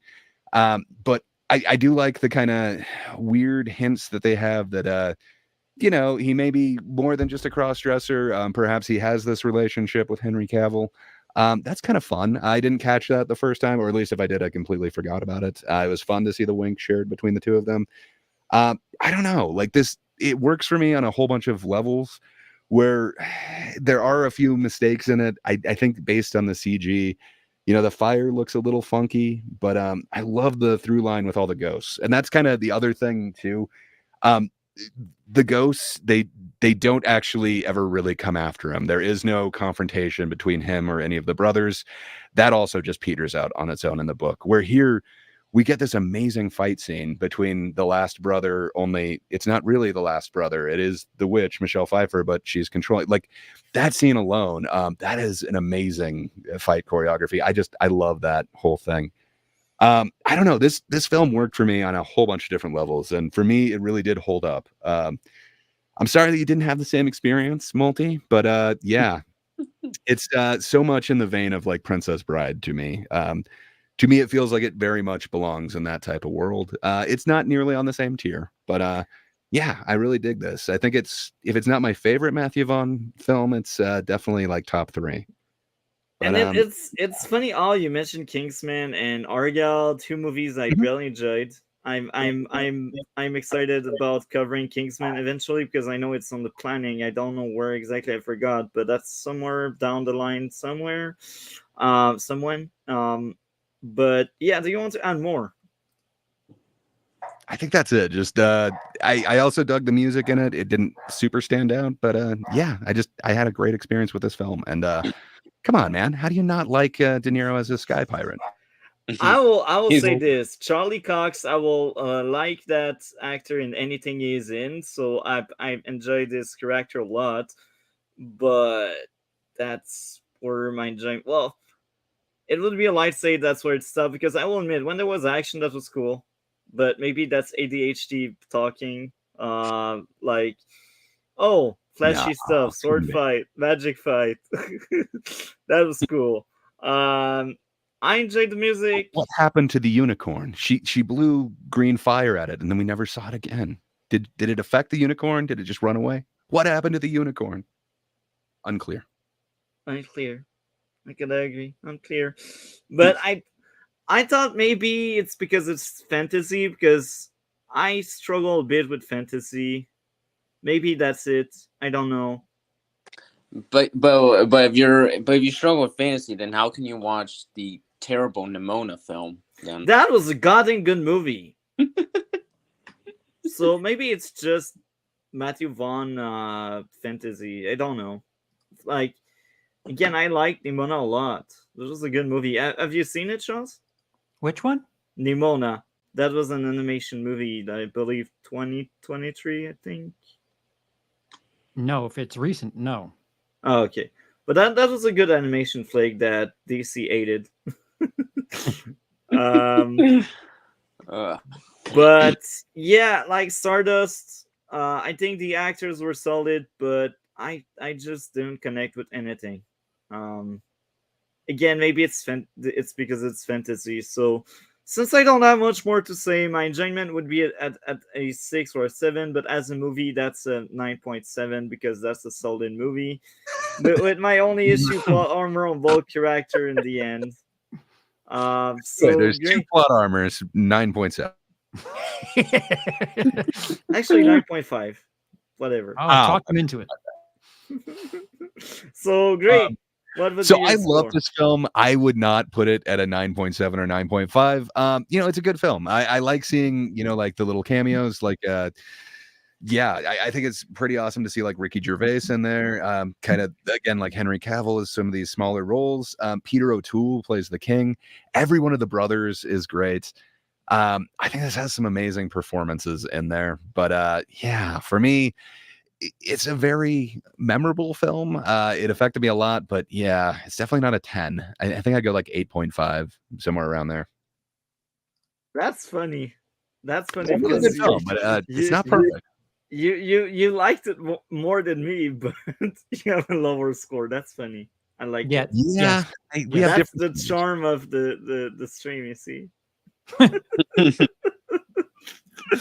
Anyhow, I will be right back shortly. Yeah, I will be right back shortly. So entertain people. Okay, What? apparently we're entertaining. Yeah, Shortly. so Uh, well, I'm trying to see what else was on the list. I don't suppose either of you have seen Miller's Crossing, have you? That was the homework, not the other one.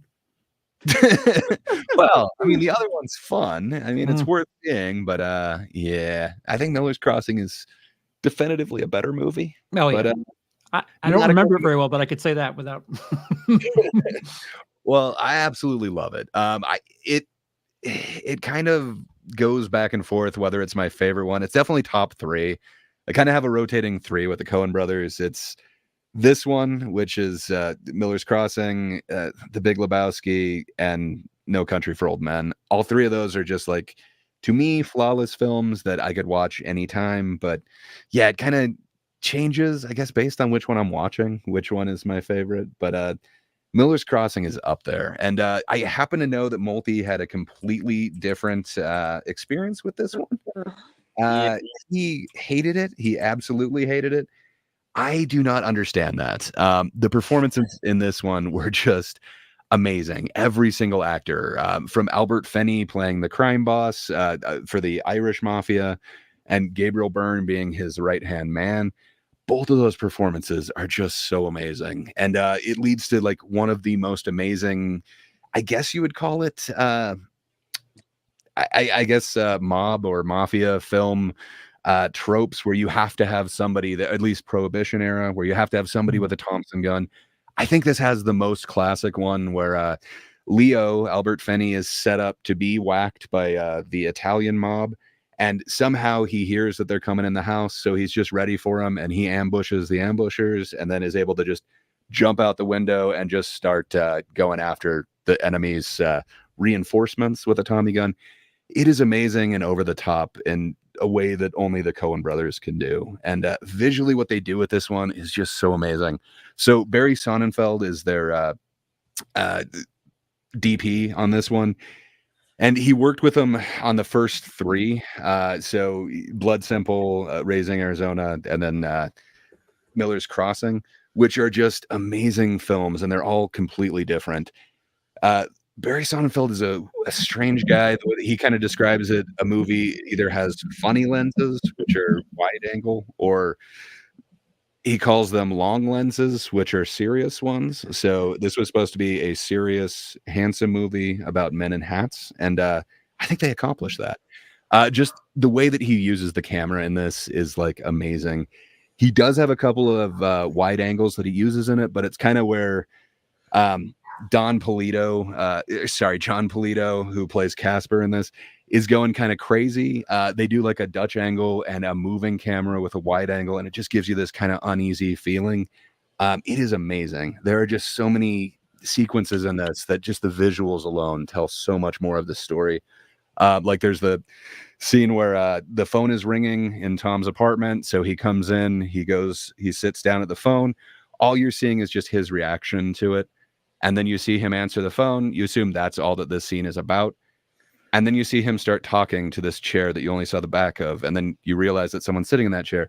They do that same reveal like 4 times in this movie. It is just amazing what they're able to do. And they do this slow push in on Gabriel Byrne that whole time. And it has so much more meaning after you've seen the scene to realize why they were showing it that way. You don't know why they're showing you this until after the scene is completed. And it's like, oh, damn it. Like there was so much more going on there that whole time. This is just such an amazing screenplay.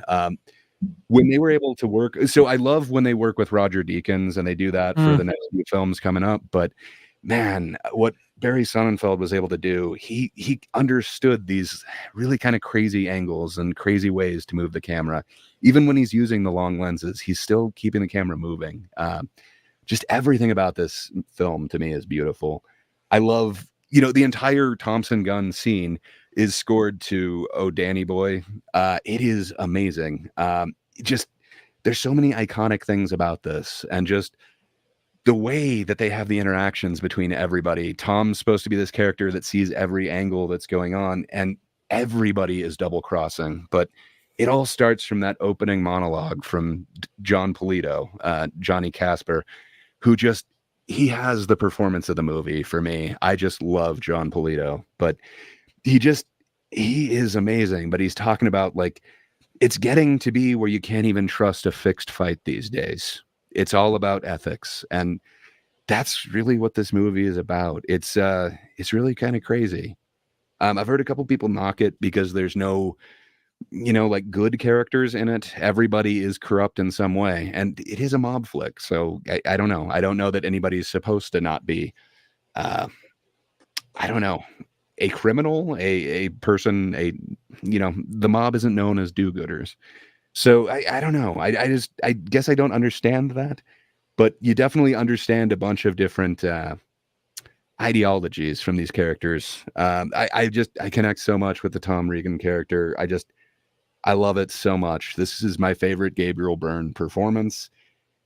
And I don't know, when you see kind of the coded thing that's going on, I don't know why I was saying, like, there's kind of this, I guess what would connect all these movies that we've talked about today is kind of the gay element in it. There's kind of this undertone where John Turturro's character is definitely supposed to be gay and in love with, well, not in love, but involved with a couple of the other characters that are going on. And also, okay, so What? I'm trying something out there. I got Sorry about that. but also, so he's involved with the mink, and the mink is the toy of the Dane, where it's weird, but there are these kind of gay codings inside this movie. And I don't know, it's interesting how they approach it, and it doesn't make the characters, like, more evil. They're not saying, like, only the bad guys are gay or anything like that. It's just interesting, and it's a weird portrayal of it for the 90s, especially when this would have been written in, like, the 80s. This film actually came out in 1990, but it's kind of amazing what they were able to do with this. So yeah, if I was to try and find a through line between all of these videos or movies that we've seen today, I think that might be it. But I really dig the portrayal that John Turturro has, and then also the Dane. Just the Dane is such an amazing character. He is so intimidating and just over the top. J.E. Freeman just plays that character flawlessly, and yeah, he is a very fierce and amazing character to kind of fear. But yeah, and even the portrayal of Marcia Gay Harden as Vera, or Verna, excuse me, not Vera. It's pretty amazing. But overall, I'm just left with, like, a bunch of amazing scenes that kind of play out in my head. Just when the two thugs are trying to attack Tom in the warehouse, just the way that that's shot is so amazing. First, you see Frankie come out of Mike Starr, and just, I don't know, it completely is a different type of fight scene than you'd expect from any sort of mob movie. And I think that's the thing, that they're playing with a bunch of different tropes. Like, it kind of starts with a reverse of the shot from Godfather, and it kind of ends the same way. It's kind of them flipping the whole gangster trope or genre on its head. I really dig what they did with this film. And yeah, I don't know why Multi hates it, but he's wrong. He said he likes using long lenses for comedy.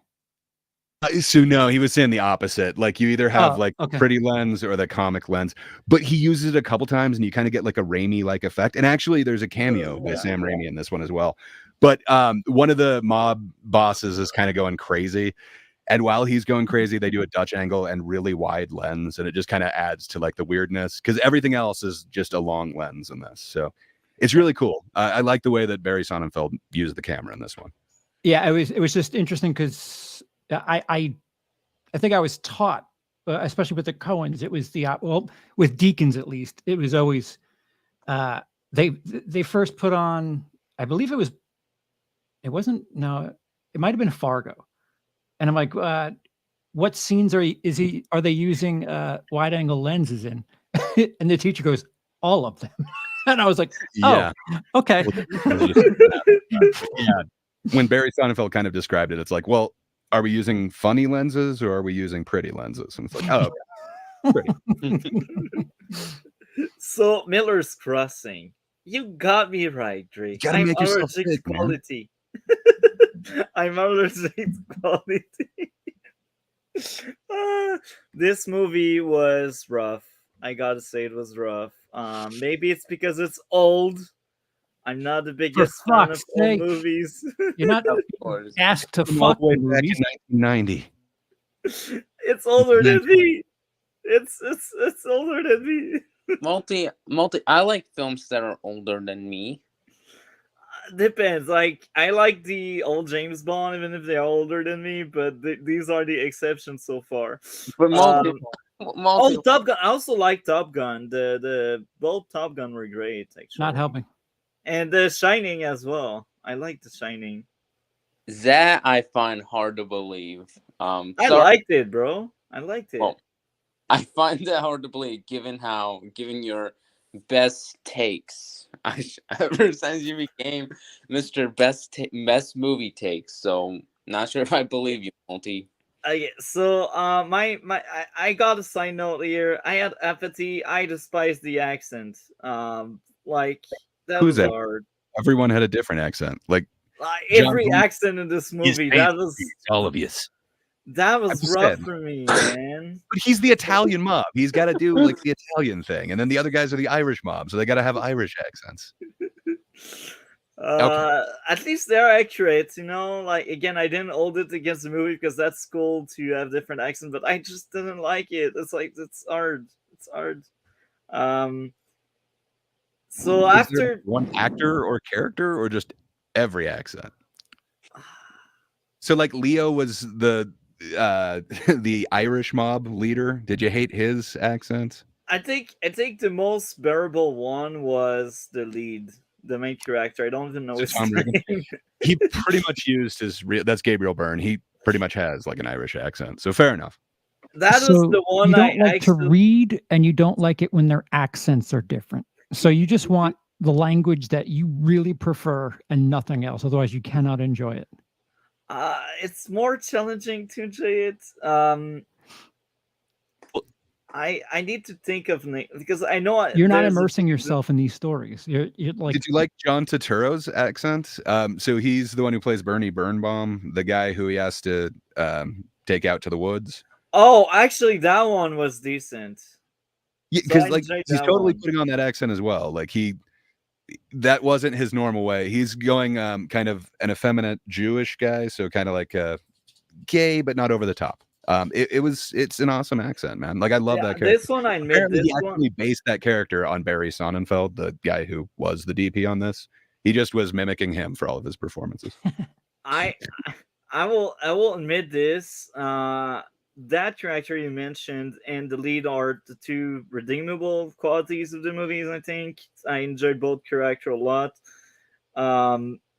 But yeah, I struggle with some accent. But I know if I would think back, I would know some movies where the accent didn't bother me that much. But I need to understand everything, man. So maybe that's the main issue there. I admit it. So I will also admit this. Even if I wasn't a fan, I thought the acting was on point, and when there was action, that was cool. The music was good. The girlfriend was entertaining, and everyone doing double cross here and there. That was actually entertaining. So that part of the story was actually fun. The power plays behind the scene and such. I enjoyed it, but I struggle with that movie, and I don't have much more to say. You spoke better of it about the movie, and I already mentioned something I liked when we started the stream that I won't repeat, so it doesn't spoil Charles if he wants to see it. But that scene I mentioned early in the stream, I that's my favorite scene in the movie. There's so many amazing scenes in this, man. Like it is iconic. Like just the You could scene spoil where it. like you think it's just a phone ringing and he's just going to answer his phone, and then it's like I don't know where it does the push in and then the reveal. Like that is just so amazing, and it does that like 3 or 4 times. The fight in the warehouse, like come on, that is such an amazing fight where all of a sudden he just kind of like hits the one guy, and you think like okay, it's really on, and it's not. Like I don't know. They play with a lot of your head in it. Did you get some of the symbolism that was in there? Like, did you get the thing about the hats at all? Most likely not, because I didn't care enough. Like again, Hmm. I'm more when I'm invested in a movie. Like another great example is Red Room. I always bring that one up because there's a lot up to interpretation there. I wanted to understand it, and I will most likely rewatch Red Rooms again. But I was invested with that movie. That's why I wanted to decipher everything about it. And Crossing, I wasn't invested at all. So because of that, I didn't want to read in between the lines or trying to figure out what we should interpret and such.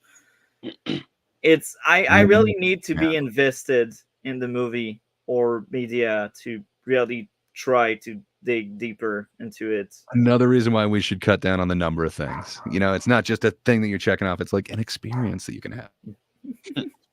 I also like how Charles has his camera and is now muted. Pretty much shows he doesn't want to hear more multi takes, which I also wish that I could mute. takes have essentially torn him apart. So poor Charles for that. So overall, my enjoyment for that movie watch was this again, though. Just kind of think of their hats representing their manhood or masculinity. I will admit of something. View it from a symbolic lens. I will admit of something. I think I would rewatch this over any Godfather movie. To be honest, yeah, it's a much faster paced movie. A lot more happens, but again, part of that's the slow burn, and you know we have progressively made films like faster paced in editing. So fair enough. I get you. You're looking for a more modern sensibility. And again, I thought a lot of the aspects were good, but it's really the surrounding around what I like that I don't really like as much. It's like there's that good thing, but it's in the middle of lots of things I don't like. So fair enough. I get it. You know, I think it's kind of obvious what I would give this film. For me, it really is flawless. I love everything from every bit of the music, every bit of the camera work, every performance in here. I think the script is just amazing. So for me, it really is a hands down 10 out of 10. But what would you end up giving this one, Multi? That's funny. So enjoyment wise, that was a 4 or a 5. But as a movie, that's a solid 10 because I didn't add any issues with it. It's more me not connecting. I hate it. It's perfect. Yeah, exactly. it's a movie I hated that was perfect. Miller's Crossing. I marked down the timestamp. Miller's Crossing. So next up, I believe it's the last movie we got today. Do we have another movie? I don't think so. I don't think so. I think we got Halo, Invincible, and The Walking Dead. So Halo. This is the last time for this season we talked about it because now the season is over. What did you think of Halo? I think it should have ended a lot sooner and perhaps never have been made. But it's just my thoughts. What about you, sir? What were your initial thoughts on it? I will admit, this was one of the best episodes this season. I liked it a lot. It's not perfect by any means, but I enjoyed it. And now that the season is over, I can attest and admit that this season is just slightly better than one. Just slightly. Oh, hey, Charles, you're alive again. We thought you after hearing Multi's takes. No, I said, go ahead. You could spoil it. I have to get more drink. Okay. Well, we finished anyway Miller's Crossing talk, so we are doing Halo talk now. Charles, you don't miss much. The Halo TV show is not that great. Have you heard of that Halo TV show? Sure, Paramount Plus, right? Yeah. Who hasn't heard of Master Cheeks? Master Cheeks. Multi, definitely. At least we don't get to see his cheeks in season 2. That's one perk. Sadly, we did not get to again. So much for the gay theme. And that's funny because Yeah, keeping up with the theme for the week. It Yeah. feels like they should have, but yeah, and there's like a lot of gay team, as you said, Charles. No, that's all gray. Oh, that's all great. Okay, that's all great. I don't want to take any undue theme of credit. the week, yeah. And yeah, like I mean, there was a couple in the Rage episode that basically died. So yeah, that one there, dark. Yeah, episode 8 had issues. The lightning was terrible when Soren and his family were escaping the ship, infested of parasites. Am I the only one that could not see shit, Gray? No, it was. Yeah, they didn't do a great color grading on it. It was pretty dark. But you're not going to give plot convenience for that moment as well? Oh, I Did they didn't get to think. just walk by them, that they're just frozen for that duration and everything? Nothing. Okay. Well, I'll let you keep going. Never mind about that. No, you make me question it because you're actually right. I just didn't think of it. Damn, Gray, you're great. I like that you brought the kind of issues I would usually, but maybe maybe it's me that kind of enjoyed that episode more than other episode. That's why I didn't find that an issue. I don't know, but I get what you're saying and I agree. So maybe the episode got slightly worse now. Next up would be any growth Halsey had got undermined by the next scene where she gets back to her old speech about humans. So, like, for the first time, she supports Chief, and that showed that, oh, she has grown, she has changed. But then the next scene, she goes back to her season 1 self. It's like, how did this happen? Am I crazy, Gray? Totally. Yeah, they do undermine the growth quite a bit. I guess, like it is this amazing discovery that, she has only changed for a little bit, and this is kind of what she was looking at, and this seems to be amazing, but I get what you're saying. Like, it does seem to be a step backwards, but hey, we're going to put that plot line on ice for a while. Yeah. Next thing would be inconsistency in damage matrix. Spartan armor get pierced by lasers and ammo, yet an entire ship blowing up doesn't melt their suits. Also, the others had to jump off that ship because it was going to crash, so you can't do that. Well, depending on which one, because there's 2 suits that survive after a ship crash. So just I get what you're Floating saying, in space, but, bro. She was like, both ships are destroyed and I just float in space. My armor is still on me, like it didn't melt. Yeah. Well, it's do you like- watch like shows where like somebody has their hair in their face on this side, and then the next shot their hair's on their face on this side, and you take a point off for something like that? totally unrealistic. Yeah. Spike should have been wearing watches. Okay, Yeah. all right. So you and I watch movies differently. That's I figured it out.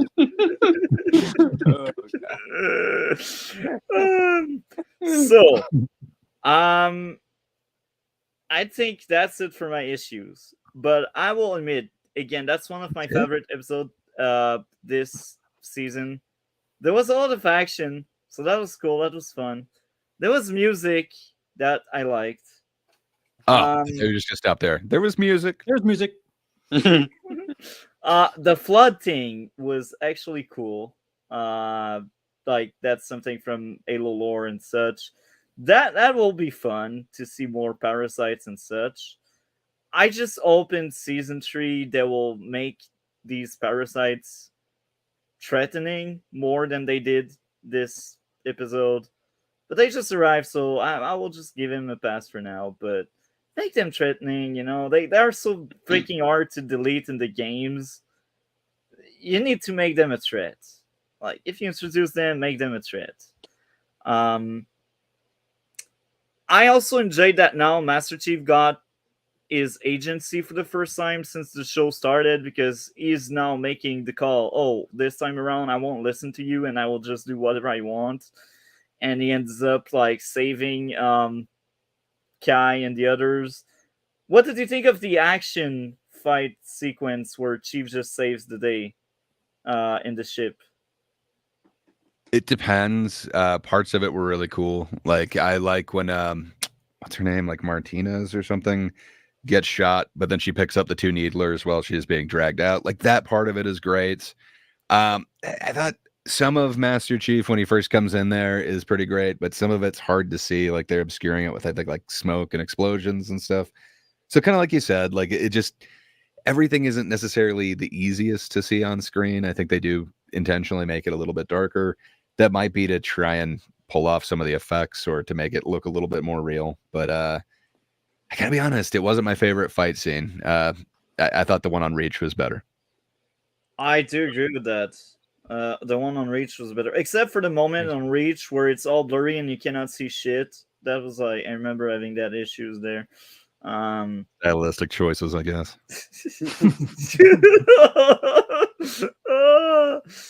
Words. And they finally walk on the Halo for the first time at last. After 2 seasons, it's about time. So now that the season is over, I should say, like, I guess we can give our score for episode 8 and then talk about the season being over finally. I will give this episode a 7.5 because you're right. Part of the story was contrived. So 7.5 out of 10. What about you for this episode? What would be the grade you would give? Yeah, I'd have to give it lower than that. I'm guessing probably like I don't know. I guess it was an okay episode. I guess I give it like a 5. I have a lot of issues with it. Like the plot is all over the place. Like apparently they don't want Master Chief to follow this one ship. Instead, they want him to go to the Halo, but the one ship that they told him not to follow is going to Halo. So like, why the hell did she talk to him at all? Why didn't she just let him carry about his business? It just it makes no sense. Like a lot of the objectives here like are just muddled. I think it's a lot of plot convenience on. So first off, they really are doing a bad job of executing each one of these storylines. Like I think Reach could have been so much better of a storyline. I don't think it needed to be one single episode, which they essentially made it. I don't think the Flood needed to be one single episode. Like there's so much more that you could have done with this.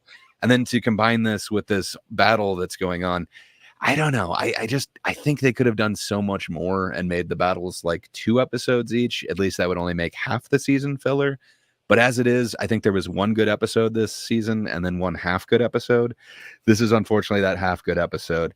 It actually has some action happening. The Master Chief actually has his helmet on and his suit. That's great, but it seems like a little bit too little too late. And then the execution of the Flood, I absolutely hate it.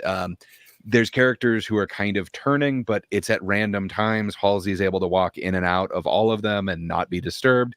The family's able to walk in and out of them and look at all these people who are just frozen there as if it's like Silent Hill. I don't know. It doesn't really work for me. It's not really consistent. And then the threat that the Flood is supposed to be isn't just, okay, now this like one tentacle thing is coming out of your mouth and coming after them. Just again, it seems like they're not quite sticking the landing on their execution of any of this stuff. They just kind of vaguely know the storyline. And I guess, for the first season, the showrunners were saying like they were bragging that they hadn't actually played the games. They don't know the story. So they made a big deal of saying like they actually know the storylines this time. And they did bring up Reach and they did bring up the Flood, but I just think the execution of both of them is really poor. I think a lot of the action from this doesn't really make sense. If Ground Zero was near that lab and it spread from there, everything outside of that lab would be so much more violent and would have actually attacked right there. It would have been so dangerous for the scientist to keep on her, experiment and finding out what's going on with this. But instead, she just brings Halsey through all these people and then is able to get Halsey through them again to put her in a cryo chamber. I don't know, man. None of it really makes sense to me. And then, we get to the end and there's like this epic fight that it just reminds me of like so many of those CG fights. It didn't come off that great, where he's fighting the Arbiter, the main bad guy for this. And then all of a sudden, so his helmet is fine in all of this. All of a sudden, he enters the building, and now his helmet is just cracked to where you're going to be able to see his face through the helmet, even when he's wearing the helmet in the next season. But they don't explain like what happened to it. So like, did he get attacked the second he walked in there and that just got cut, or did they just forget to make the damage to it earlier? I don't know. There's also a sacrifice from someone. I don't think that has to happen. There's other weird things, like he gets Cortana back by punching the console in a spaceship. Like, okay. I don't know. There's bad things in this episode. I really don't think it was great. That being said, it's the second best of the season. So yeah, I don't know. So yeah, I think I'd give it a 5.5. It was slightly more than enjoyable to me. But yeah, if you want to go the whole season, I hated it. It should not have existed. I don't feel like there was any redeeming value, even though there was like an episode and a half that I enjoyed. Yeah, I don't think the show should have been made. They don't really care about the subject, so I don't know why they did it, other than, this is popular. Let's use this. Green cuts, green paper. I'm sad about this show, because you remember me like week 1 when we had like 2 episodes and I liked both, and then it went downhill starting with episode 3. I liked it more than the last season, but that's not saying much. But yeah, I know what you mean. I was just like, I think you're being a little bit too positive on this one, man. It's not great. So I got many issues with that season. Now, there's one we talked about in past streams, but now it's just crystal clear now. So characterization wasn't great. Kai is the first great example. Season 1, Kai took out her palette. The result, she started to rebel and she lost her capacity to be on the battlefield. She literally froze on the battlefield and needed Chief to save her. I understand that in the end of the season, she did fight again and didn't freeze. So this means they just dropped that plot in season 1. Instead of using that plot to expand and build stronger character with her in season 2, they just give her off-screen growth and promotion. It's like the writer literally forgot about her story arc in season 1. Now in season 2, she is the leader and she follows order from higher ups. Her character arc itself is off-screen and the writer think it's okay, so let's just say she is now like that instead of building her to become that. And I feel like season 2 could have been better if you had scenes where she has actual talk about why she is now different than what she was. But instead we got like the family subplot that was really bad. So yeah, I feel like the focus wasn't in the right place. It's just sad. Now, next issue would be the lightning was godly awful most of the time. In every nighttime scenes, like, good luck seeing something. And it's hilarious because The Walking Dead had the same shitty issue. But Walking Dead was worst in terms of lightning and such. I don't know. Like, you don't need to be all gloomy and dark to be edgy. I don't know. Like, make your show watchable. Like, it's a visual thing, It's a visual thing. Pacing was horrendous. The show took 7 hours to create something that could have been told within 4 or 5 hours. Means 2 or 3 episodes could have been cut, and over all the runtime of the episode could have been reduced. Characterization suck again. New Aussie and lead of UNSC. So lead of UNSC was just a pawn. Cool. You introduce a pawn. So that character is just a plot device, not really a character. That's fun. I traded Aussie for this. Story beats are weak. The divide among the Covenant didn't make any sense within the show. No proper explanation. The show wants to do its own thing and doesn't want to address the game, yet to understand the divide you need to play Halo 2. Any thoughts on that, Dre? Yeah, I mean, like they openly said, like in the first season, that they are proud that they didn't know anything from the game, but this season they were supposed to know, and they did bring in elements. So, like they brought in Reach, and they're bringing in the Flood, but yeah, I don't feel like they quite understood it, and it goes by really quick, and it doesn't feel like they actually. It doesn't have the gravitas that it does in the story of the game, and it seems like there's so much more that they could have done with it. I would hope that they would have played it, but I think you could get the story without actually playing it. But I think this is the worst version of that you could have done. And like in Halo 2, that's the story. Why the Arbiter is like creating a faction, or I should say, joining a faction that goes against the Covenant. And in Halo 2, that was well addressed, well made. And they also made that storyline very good with Halo 3, where Arbiter sides with Chief. They were once enemies, but now they're allies because they are both against the Covenant. And here in this show, what did he say? You're not going to get the team up anymore. Yeah, because they're like, oh yeah, let's just delete Arbiter. Cool. The best part of Halo 3 is dead. Oh, You're my. grading the show based on the game. Yeah, we don't. But follow even the on game. its own, it's not that great. But I plot armor. If I'm watching and I have no point of reference, Halo 3, what's that? The season hasn't come out yet? Yeah.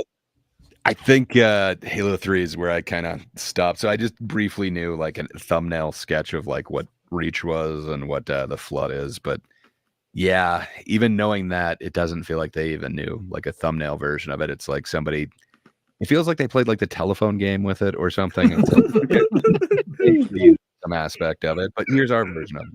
Yeah, I mean, But that could be. I haven't played a Halo game in a long time, like many years. But I played 3, 4, Reach, the original one. But yeah, I played a lot of Halo. I also play ODST as well. So yeah. ODST was fun. Yeah. They're all fun except the 343 Industries game. They all sucked, but ODST was fun. That was one of the last good Halo experience. Yeah. So yeah. Characterization sucks. Ozzy, they gave her character growth and change until they decide to revert her back to where she was in season 1. Characterization sucks. Many characters are just there for the cameo and don't have any character arc. Most of the meaningless Spartan I refer here, like outside of Kai, which Spartan really mattered this season, Gray? I'm asking you. What's her name? Like Martinez or whatever? She becomes part of Spartan 3s or whatever, right? But what was her character arc? You know, she had her family vaporized, so then she learned how to jump out of a plane with guns. Cool character arc. It's pretty awesome. She learns to get over her fears and her loss, and yeah, now views herself as a member of the team that can contribute. She didn't think she was good enough before. There's some character growth there. Oh, this I forgot. But the character sucked. Thank you for sharing that. I actually forgot that was a thing. You're right. Actually, I was a bit too harsh. Maybe not all of the Spartans sucks. Maybe only the new Aussie sucks. Because he's just a plot device character, linking others. Plot armor on Chief. Many times around, Chief should have died, yet he lives. And it's not well explained why. Any thoughts on that? Agree now that the season is over? Yeah, I mean, like, there's no real reason why other than he's a Spartan, and even without their armor, they're Spartans. But I don't know. It doesn't really make sense. Yeah, I don't know why he doesn't just have his armor, and then that would make sense of why he was okay. The armor is iffy, bro. Like, let's get rid of the armor in season 3. It doesn't need it. I mean, there's plenty of armor. It's just plot armor. Yeah. God, those skaters. I think he changed his because I wrote mine. Alligator lives matter. But yeah. So maybe I missed it, Dre. So I'll ask you: Did they ever explain all McKee's still alive? No. Which one's McKee? Is The that the Covenant Guild that was deleted at the end of season 1, but suddenly she appears back again. Well, I mean, she touched the artifact, so you know. She's immortal now. Yeah, I don't know. It doesn't really make sense, but none of this does. Every episode in this really sucked. Like I said, Reach was kind of cool. That's for me the only good episode, but I think they still went through the events way too fast, and they could have done it in a 2-part thing and made it much better. So I don't know. Overall, this season sucked for me. Like I said, Reach was okay, and then this one was less okay. Everything else was bad. Some of the action sucks, blurry fight scenes, and kind of plot armor. Overall, that season for me was a 4.5 out of 10 as a generic sci-fi. As a Halo TV show, that's a 4.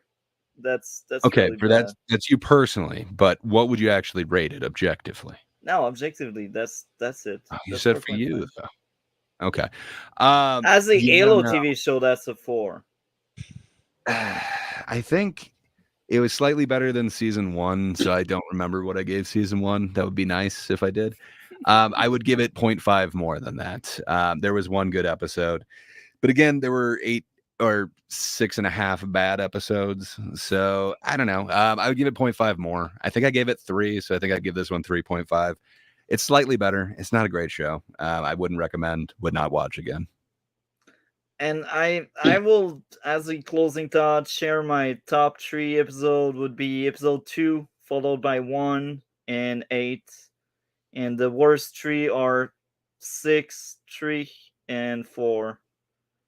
But overall, I still think like individual episodes are far better than what we had in season 1, but the overall season is still really bad. So yeah, anything you'd like to add about Halo before we close that one up I until don't want it to think comes about back? this show ever again, but here's season 3 is coming, so good luck with that. Poor multi. Halo season 2, episode 8, and season talk. Okay, next topic. This one will be brief. That's Invincible. Did you have time to watch it, Gray? Season 2, I'm episode 8. Watch this. I'm surprised. This is really good. I thought for sure they would kind of take a step down because I really liked the cliffhanger for season 2, whatever the first half. It's weird that all the shows are doing like mid-season finales though, but I thought there's no way that they'll keep up that same pacing, that same excitement, and yeah, they really have for me. Right now, I think this is like the best thing that's out there for me personally. I don't know. I'm digging it a lot, although I was in the beginning of Walking Dead as well, so hopefully this other Robert Kirkman thing doesn't let me down. But so far, so good, man. I really enjoyed this episode. I thought it was just as good as the last 2. What about yourself? Were you into this or not? I will say this. This is probably, like, just in terms of enjoyment, one of my favorites. It has a few issues, but just my enjoyment, this episode is top tier. It's really a great episode. I enjoyed a lot. And now, because I tend to forget Cole, I will actually go over his notes first, because he did send me his review. Oh yeah, DC. What did I was gonna ask Charles if he's seen Invincible or The Walking Dead. No. But How can could still you not? They're both Kirkman projects. Yeah, they are priceless. I've seen The Walking Dead up until Negan. I have not seen Invincible, but Patrick has more than enthusiastically encouraged me to watch it. All right, yeah, that's worth watching. Alligator lives matter. But when was Negan? I don't know any name of the... He's coming up. I think it's like 7 or 6. So it's he was at the very end of one of them. That is season 6 towards season 8, so we're almost there, Multi. Yeah, you don't know about this character yet, But you will know him as a different name, I'm sure. You're not going to remember Negan. Yeah. That, He baseball calls bat. Michonne Katana Girl and the crossbow guy. So, And I call the don't think he's gonna criminal the crossbow guy. Yeah, and he also Errol? the criminal Oh, crossbow guy, yeah. Yeah. calls Rick The lead leader. guy. Yeah, lead even guy, though even though the name is obvious, and it's like he can remember Michonne's name, but he has a hard time remembering Rick's name. And the kid, there's a kid in the show. You don't remember his name? Carl. The kid? And there's Carl. a guy that married a girl. The dude that married the girl in the place. Maggie. With the thing, you know. Yeah, that's the daughter of the farmer. yeah, Maggie. Yeah, the farmer's daughter. Yeah, her name was Maggie. Multi. So anyway, There's it's also fun talking about one that show because he doesn't know any of the characters, but he's on like season 4 or 5 now. Because I'm very occupied next weekend. I took some advance. I'm almost done with season 5. God. Wow. And yeah, I can. DC, Yeah, I question your taste, man. it's kind of the opposite. I kind Does anybody see any black kettles around? No, just pop. Anyhow, Invincible. So Talking about that other Kirkman pro. Ray, did you see my? Sorry. I Oh, didn't know what did you why want I to just I spoke don't- across your. objectively confused. Charles, you're the best. Yeah. well, whatever Multi's definition of best means now. Hey, that's harsh. I wanted to compliment someone. Now you just diminished the compliment. But Multi, you have a different definition of liking and disliking something, so who knows? Maybe you have a different definition of best. Anyhow, cold notes on Invincible Season 2, Episode 6. Another fantastic episode. Fantastic payoff after the teaser from Episode 5. Love the action and all of the character development in this episode. I do agree 100% with Cole remarks, comments. Any thoughts so far, agree on what he said? Cole's the man. Yeah. Air in spirit. It's all done so incredibly well. And with the transition, love the follow-up with characters we forgot a bit about and them returning more in it. The writing as amazing as episode 5. The music was excellent. I do agree. Any thoughts on the music? Agree? I don't specifically remember the music, but none of it stood out as bad to me. But yeah, I honestly am blanking on any of the music in there. But I'll believe him if he paid attention. Oh man. There was just a small thing I didn't like in this episode. There was a single frame of character walking where it felt unnatural, rushed, or like it was done with artificial intelligence of some kind. Damn. Harsh. That's surprising. Sounds like a multi-take. Outside of Mike that, I just- have no issues, and I'm going to take any points away it over that one frame. Okay, so that's Cole's review. Yeah. So what is yours, Gray? I thought it was a really strong episode. Again, I thought both of these coming back from the mid-season finale really strong. Like it set up kind of this threat. I really like kind of the cliffhanger that they gave us last time, where a bunch of them are about to be overtaken by these sequids, these brain suckers. That's really awesome. And then the threat that it leaves us with again, which involves them, is awesome. Yeah, I thought it was kind of fun at times where there's the comedic beat where you think, they're requesting that they turn, the Shapesmith over to them. And then, like, literally it just smash cuts to their ship taking off where they just escaped from them. I thought that was great. Like, yeah, we don't need to see, like, these superheroes fighting their way out of it, but it is funny that they just ran from the aliens rather than give the friend away. I thought there were a few comedic beats that they did really well in there. But yeah, I think the show has been really consistent, and I'm glad that there is source material out there that they're pulling from. I think shows have a problem when they try and do it on their own. You're generally not as creative as the actual writer. So yeah, I think so far they're doing great. And yeah, I'm really looking forward to the next one. I got to be honest, this is like kind of the one that I wish I could just binge through. But yeah, I'm really digging it so far. I think like Cole mentioned, the character growth on all these guys is just amazing. I love the whole battle with the Sequid things. And they actually made me care for the character Rex, which I usually just hated that dude. But I don't know. They're showing a different side of him. So yeah, it's got that going for me as well. It's making me care about people I previously hated. But yeah, it is kind of interesting. They're going really ballsy. It's very much like The Boys, but even better. So yeah, man, I like the way that they're actually pulling this off, as opposed to a lot of The Boys stuff doesn't land for me. So yeah, I'm really digging this, and I just can't wait for the next one. I'm with you, man. Again, I like The Boys first season, but like right after it fell off a cliff.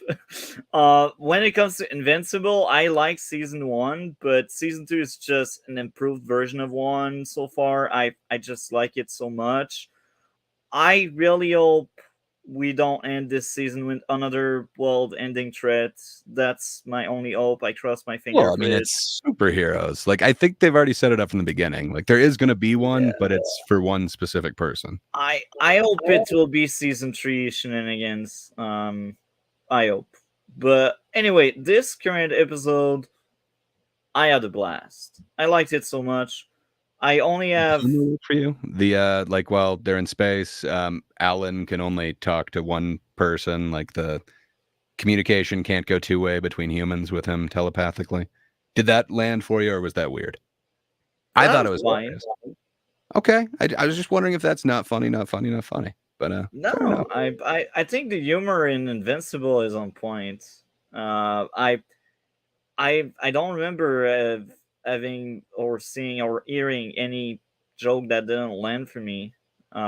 Invincible just has the kind of humor that I enjoy. I think, yeah, more than The Boys for sure. Because The Boys after season 1, the humor just fell off a cliff for me. But there were other issues with The Boys season 2 and 3. But yeah, Invincible. I only had 2 issues this week. Issue number 1. I give it Well, 0.3 off for each, or I guess one I is forget. Sorry, I'll let 0.3, you. the other one is 0.2. So my first issue would be plot armor on someone that you know who I'm talking about. Dre, you know exactly. I won't spoil it for Charles, but It's that one.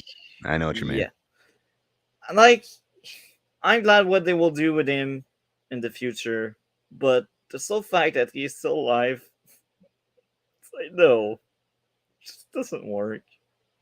Sorry, it doesn't work.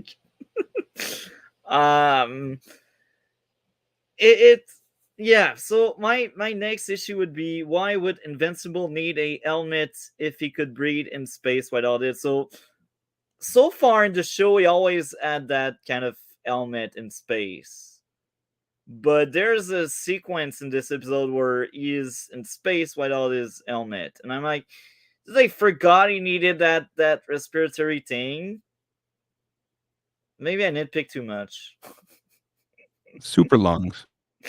Super lungs. But yeah, that's He an is issue. invincible. I mean, So why did he needed that helmet in the first place? he didn't need it. It was just stylish. I think it had a comms unit in it so that he could actually, like sound doesn't travel in space. So perhaps it was communication wise. Yeah, maybe. I don't know. Could be for Riz purposes too.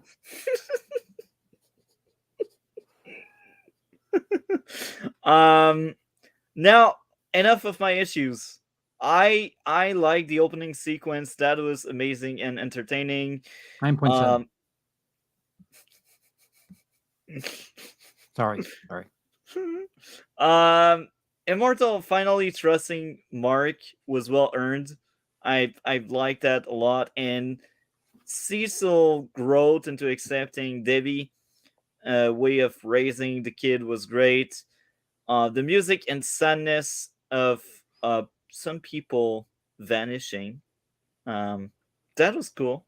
I did tear up at some point. Someone's funeral This was broke through your stone heart. Wow. yeah, it did. It did. It did. I just read your comment from the chat. Oh, you're amazing. Try switching to contrivance every now and again.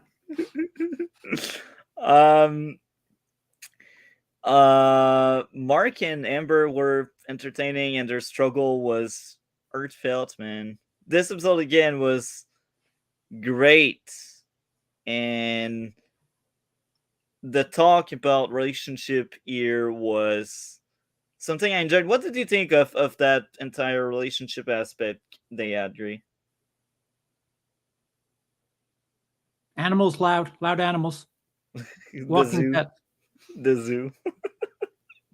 Oh, maybe he took my. No, Right. you were totally right. It was loud animals, but I just happened to be putting them in their cages while they were barking. So sorry about that. You were saying the relationship between Mark and Amber. What did you think? I get it. I do wish they would kind of hurry that up along. I think you can tell where it's going to go. And then there's obviously going to be other issues that happen because of that. But yeah, I don't hate it. I think it's a certain amount of, like teen melodrama or whatever that's put in there. Yeah, I don't think it's done poorly. And then you also get to see other views on relationships, like you mentioned with, I forget his name, the not Invincible, but the legendary guy. Anyway, Immortal. Thank you. I was like, I swear it's someone who lives forever. Invincible. No. Yeah. Sorry. The Immortal. Like his character growth with relationships and why is he being affected when he's been in this position before and it didn't affect him. I thought that was awesome. And then like you kind of get to see again, like Rex and Amber's kind of relationship as well, or sorry, Eve's relationship as well. I don't know. I don't hate what it's doing this season. I think this could be done really poorly. I think it's handling it really well. So yeah, it doesn't take me out at all. I really like it. And Rex growth is something I like a lot. I think I see him change, and that's the point of it. And that's one of the highlights of this week episode, because I've always really hated this character. But you're supposed to. But yeah, Yeah. I agree with you, man. Like it's making me not hate him, which is hard to do. They're making characters grow and change. I enjoy it. Yeah, that's the strength of this show. So I don't have much more to say. This episode, again, like in terms of entertainment, that was peak. I liked it a lot. But again, I had a few issues. With that being said, Cole grade out of 10 was a 10 out of 10. What about you, Gray? Yeah, I think it's damn near perfect. I don't know. I think I'd probably go like a 9. I think I've seen a better episode, which was like the mid-season finale. So I do think it's going to lead up to something even more amazing. And obviously they've shown that the stakes are kind of real on here. So yeah, I think it can get better. So I will give it a 9, but damn good television or Amazon or whatever the hell you want to call it. Good entertainment. It's art. And I only had 2 issues. So in the end, this is a 9.5 out of 10. Rock solid episode. I enjoyed it a lot. I'm excited about this week.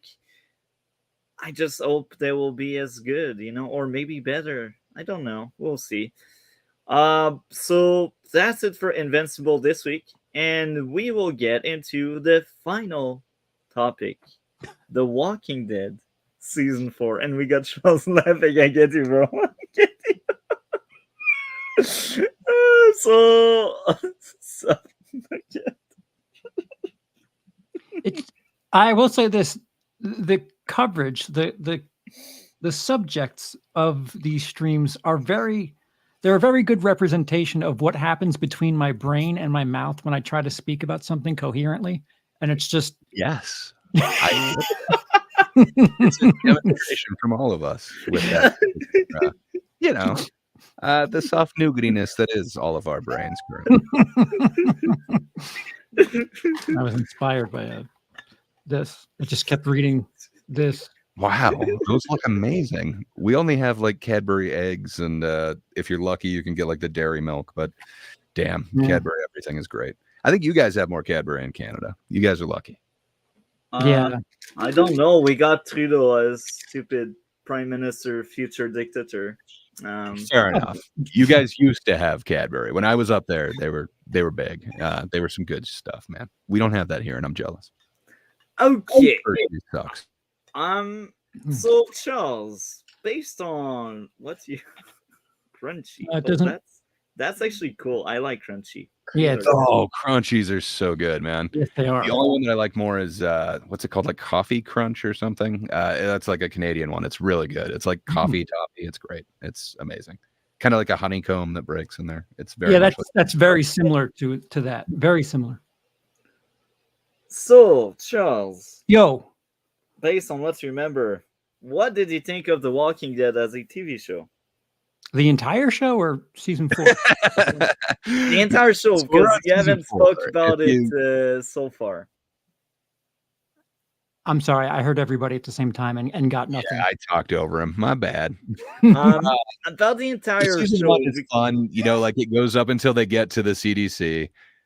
Season 2, that's where they're at the farm, right? That's And my- Yep. we get to the Perfect prison at the season, very season end, and then season 3 is kind of the prison season. Season 4. Season 4 starts with hasn't the governor just attacked or something? Yeah. I was on. yeah. Season 4, that's the attack, and it ends with Terminus. And season 5 starts with Terminus, and season 5 is also the hospital, but that's next week. Season 5. So Yeah. season 4 ends with Terminus, basically. Monty, you I remember? don't know if you remember Part of like the your Walking mindset that you were in at this time. I'm sure it was many years ago, but did you have a good experience with The Walking Dead up to this point? You said that at one point you stopped watching, which was like the Negan time. Yeah, season Were 6. you kind of like an avid watcher up until then? Did it have a drop off for you at some point, or what was your experience with it up until like the prison part? Charles. Oh, I thought he was talking to DC. I'm sorry. Oh, sorry, I was trying to talk to you, Charles. My bad. I should have actually used your name. No, But no, what was kind of your personal experience with it up until the prison or up to the prison thing? I enjoyed it. Like 2 was my favorite season. Good. The farm. Nice. Yeah. So my ex-wife at the time, we were watching that together, which is weird because she didn't like horror, but somehow she enjoyed Walking Dead, and she like started reading the comics. Is that a fair? Yeah. What's the Yeah. term? I'm using the wrong term. Kirkman. Hell yeah. And every season she kept saying, "Wait till this person comes. Wait till the governor comes. Wait till," and I was just so unimpressed. And she said the same thing about Negan. I was like, I don't care anymore. But 4 is the first one with the governor, right? Where Andrea. No, that's the second that's- one with governor. three is the one with Season the- 3 was governor with the prison stuff. And he what's kind of season blows 4? up the prison. What's Season the, 4, the blocked-in neighborhood? Is that 4, 5? four We is haven't gotten there yet. I think that's 5, if I remember right, where they get to Sanctuary or whatever. All right. So what's 4? yeah, then? Sanctuary is 5. 4 it's really hard to explain. So 4 is a huge mess. So maybe that will help you out. So 4, basically what narrow happened it down. is they start in the prison, and then the prison gets attacked by governor. And now after the governor attacked the prison, like the cast of like 10, 12 characters gets separated into 5 groups of like 5 characters each. So you end up with like you come from like 12 characters into like 30 in matter of like episodes. Okay. So the season is like there's one group with one of the mother of Sophie. I can't remember her name. I don't remember her name. Carol. Her name is Carol. So the Carol name and Carol. she was with 2 kids that were blondes, Oh, did the flowers thing happen in this season? Yeah. and That was we, Multi. Before you go any further, how about you guys just go, and then I'll tattoo when I remember something that you bring it up. Fair enough. perfect. I was trying to Perfect. jog my memory as I- well. Oh. So, Perfect. maybe I'll do the same thing. Maybe I You will inform jog me, yours Phyllis. with my roast, but Roast. I Oh, no. hated season 4. That was so bad. That's like almost rock bottom TV. I'd rather watch Halo over season 4 of Walking Dead. Wait. Oh, shots fired. Wait. You would rather watch Halo, a show Yeah, you pretty much. Multi, I don't get you anymore. I don't get. I will Hasn't admit. gone off the rails yet. I will admit season 5 was better than 4, but it's still not as good as like the first 3. And I can't believe I say the first 3 because I only like season 1 so far. Well, actually, season 2 had interesting stuff. I I love still them. didn't like it. Season 3 had again interesting stuff I really enjoyed, but that season was. Season 4 is like new lows. I didn't believe a show could go that low. So I will roast it a bit, and then DC will defend it because I know DC is a huge fan of the show. So right now, I'm looking to my notes. Okay, so here we are. Maybe that will jog your memory, my issues. So my first thing is characterization ain't that great. Governor would be the perfect example. He got off-screen growth that was created by the writers without really fleshing out the reason why he would change and become a better person. We, the viewer, must find headcanon reasons for him to change between season 3 and 4. On top of that, we are making the writer's job. To add more, the previous statements aren't about up to interpretation argument. It's about the writer simply don't know how to justify that now the governor is no longer a self-centered liar. He doesn't speak anymore, but that's only for one episode because the next one he's back at being like his season 3 self.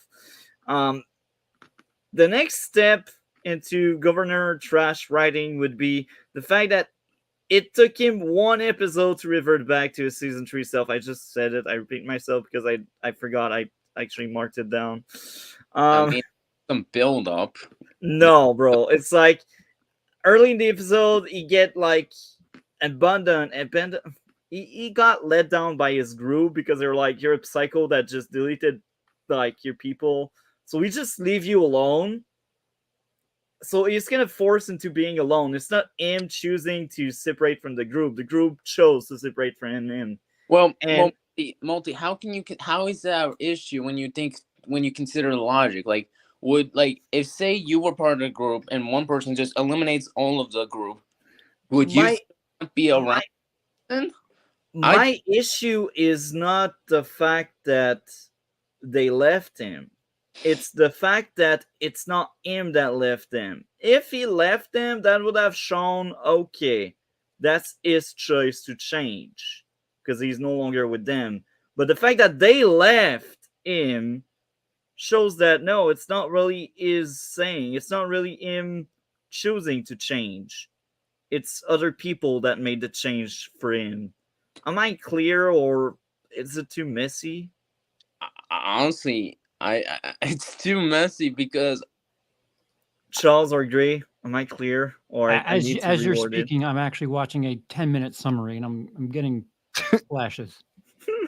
they get Nice. poor Charles. Pretty clear. Poor Charles, he has PTSD now.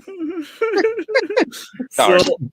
I will say again, it makes sense that people would leave. It's just surprising that they waited this long, first of all. And second, again, No, because now when they took on this long, it's because if you look at the timeline, like season 4 takes place a few months. So in like a few months after season 3. So during those few months, this is where the governor stuff comes in. So it's like before the events of season 4 actually do happen. So multi, you may have your flaws, but this, I'm honestly, I think you either need to rewatch the episode or at least rewatch some clips. Or no, it doesn't erase the fact that his character change and growth is not created by him, but by outside forces that didn't give him a choice. And What? well, he Who's didn't. Yeah. outside forces? Well, the group saying we want to leave you, and that didn't really create questioning or anything, because obviously after one episode he is back at being like the same jerk he was in season 3. Yep. Character growth is a character dealing with conflict. It doesn't matter what the where it's coming from. It's character growth through, it's something happens in a certain part of the story, and seeing how that builds that character and how they either handle a similar scene or they grow from that scene. Yeah. It didn't change that's because what- it changed, but they erased it back after one episode. Yeah. So he is separated from the group. Now he's changed. He barely speaks, and he tries to be someone else. But then he meets again the old group out of convenience randomly, and then when he meets the group again, he is back at who he was before, instead of like being changed and be like, oh, I will do other ways. But no, he doesn't change. I said before, the governor is a serial killer. You have to treat him like he's a psychopath. I get it, but I want growth. What's the point of bringing back a character only to tell the same story you already told with him in the previous season? I think you have a different definition of character growth. No, it's the same thing. It's the same thing. No. By that logic, then why isn't Rick growing? Because he's the same character for the He first did grow. He did grow. Yeah, he started like removing people from the group, while early in the show he didn't want to leave anyone behind, but as the show went on he started leaving people behind. Yeah, so Rick actually has That's growth? Well, yeah, because growth isn't changed. Well, in this kind of show, it kind of is, because I mean, in the first 2 seasons, Rick went from being a good guy, he would, save another person, to now later seasons, straight up delete people now. Yeah, but at least he actually gives reasons, unlike if Multi is gonna take points off reasons. But yeah, but Rick changed over the season, I think. Yeah. But change and growth aren't. I mean, they're part of the same. For me, they are the same, but maybe I'm wrong. What's your take on that, Charles? So if somebody doesn't change, that means they don't grow. That's what I think, but maybe I'm wrong. I could wrap my head around some of your gripes and things if you just watched it as like this, just anything with your mind off and just taking something in, or watching it as a documentary and getting bothered by accuracy and gunfights. But like, you have these bizarre nitpicks that just are totally contradictory to some of the things that you seem to be watching this for. I just can't put my finger on it, because a character changing doesn't necessarily mean growth. Changing, it could be starting a new arc. Changing is growth for me. Yeah. If your character doesn't change, he doesn't grow. And doesn't Governor, he change? Like, doesn't he renounce his leadership and kind of take it back by the end of the season? That, like, I will. The character tries to do something different. He changes. He tries to be a part of the group, and then he's reassured in his previous take. And not exactly. Well, he was part of a group. Now he's part of another group. So he didn't really try to change anyway. His only change he seemingly had but got removed was like he kind of feel like he regrets the past, but he does the same thing he did in the past afterwards. Does the backdrop of the like zombie apocalypse factor into this grade of yours? Because you live together, die alone, to use a that's Lost. I'm thinking of, it's they're huddling together is part of the growth of all the characters. So he tries it. There's even did the love storyline between the blonde, did that happen in season 3 or 4? 3. Yeah, Okay. 3 because the she's blonde gone, died. Yeah, the blonde died Yeah. at the end of season 3. the governor. But even there, I think he was using her. I don't think there was something there, but Yeah. it was using everyone. And in season 4, he is using everyone again. That's as simple as the governor not changing. That's the point of the character, Multi. Yeah, but I want some change. I'm sorry, but if your character was there for a purpose and you bring him back another season and he does the same thing he did in the past, the character is consistent, I will admit, but it's not trying to improve the character, it's just playing it safe. Does that makes more sense? No, No. because he does do different things. I Not mean, really. He's using people now. He was killing people before, now he's killing people again. They all do that. Like they all Yeah, do that. But what I mean is, he was using people, he is using people again. That's his entire sticks. Yeah, but wouldn't you call that a characteristic of the character? That he's a user, he's a sociopath? Yeah, but you could change him into like realizing it's wrong. I don't know. You could try. Do you know how sociopaths work? Yeah, they don't change. But that's a TV show with zombies. I mean, what are we talking about then? you can't make sociopath change in a TV show with zombies. So real life shit regret picking the Walking factors in sometimes. Right. So sociopaths in the real world, only if it's documentary. Aiming when you shoot. Objectively, but he won't rank documentaries. So that's another fun thing that he's throwing into this. I love you, Multi. I'm just having such a hard time. Try getting him to rank a documentary or rate a documentary. I agree with you, Gerald. I'm having a hard time just even He'll rate a biopic. half of my takes. It's like it goes from like now I kind of regret picking choosing The Walking Dead, because given how Multi's takes are essentially like, this bad thing, to a point it becomes. He's not a good character that changes. As simple as that, Governor. He doesn't change. He changes more in the comics, like both physically and emotionally. Like there is more that happens to the character. They didn't go full Rick with him. In the show, I would admit there's changes that are on there, man. I think you're not giving him credit for the attempts. Like again, he tries to denounce the leadership. He thinks he's not the man, and then they kind of put him back forward. Like just when he thinks he's out, they pull him back in. That's character. Your favorite one? I would say if in episode 7, because he came back in episode 6. If in episode 7 he was the same way he was in episode 6, I would have accepted that it changed. But the sole fact that it's a rush change where it's one episode he's different and now the next one he's back at what he was before, that's what really bothers me the most.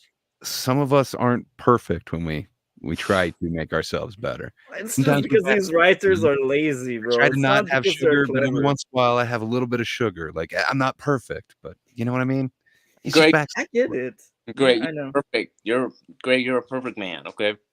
Wow.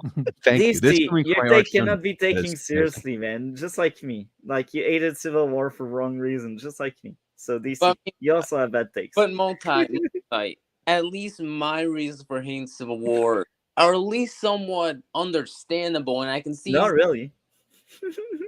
You know, I can even see some people sort of like, I can kind of see your takes. With me and you, Multi, on Walking Dead, I just don't, because it's like you go from criticizing you just criticize the governor, even though after that, he changed throughout, but deep down, you gotta consider put it like he's deep down. Deep down, he still was the same serial killer he was in season 3. So that's why by the end, it doesn't really come as a shock because you know he was still that same person, just that there was some hope that he could change. This time there wasn't. Is that a more better way of understanding, or do you have a different definition of growth? Which I assume you probably have a different definition. I want change. I want the character to change to show me grow. You know, change. Yeah. Anyways, Or if you spend an entire season building the character up and then something happens and he reverts back to what he was, maybe that would be more acceptable with a proper pacing. But here it's just one episode is a way, the next one is another way. It's like, where's the build up? What's the point? It's filler. It's filler. I don't dispute that. Walking Dead is pretty heavy on the buying time. Yeah. But I disagree, but okay. there, I mean, listen, if you watch, maybe it wasn't 4 just yet, but like towards, I think that's why I tapped out at the point that I did. At a certain point, they have maybe 5 to 6 episodes worth of quality content, and they just pull it into, I don't know, was it 12, 18? They have a lot more episodes 16. than they.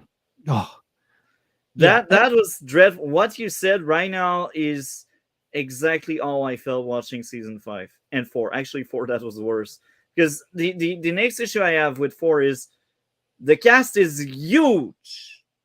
Like, I'm not joking. I did the maths. Well, I suck at maths, so maybe I'm wrong, but I'm close to the right answer. There's 30 characters for 8 episodes.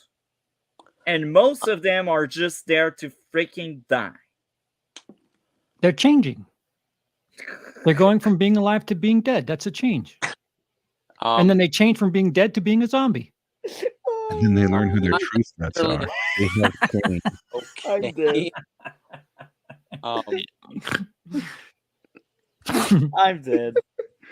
I'm Anyway, dead.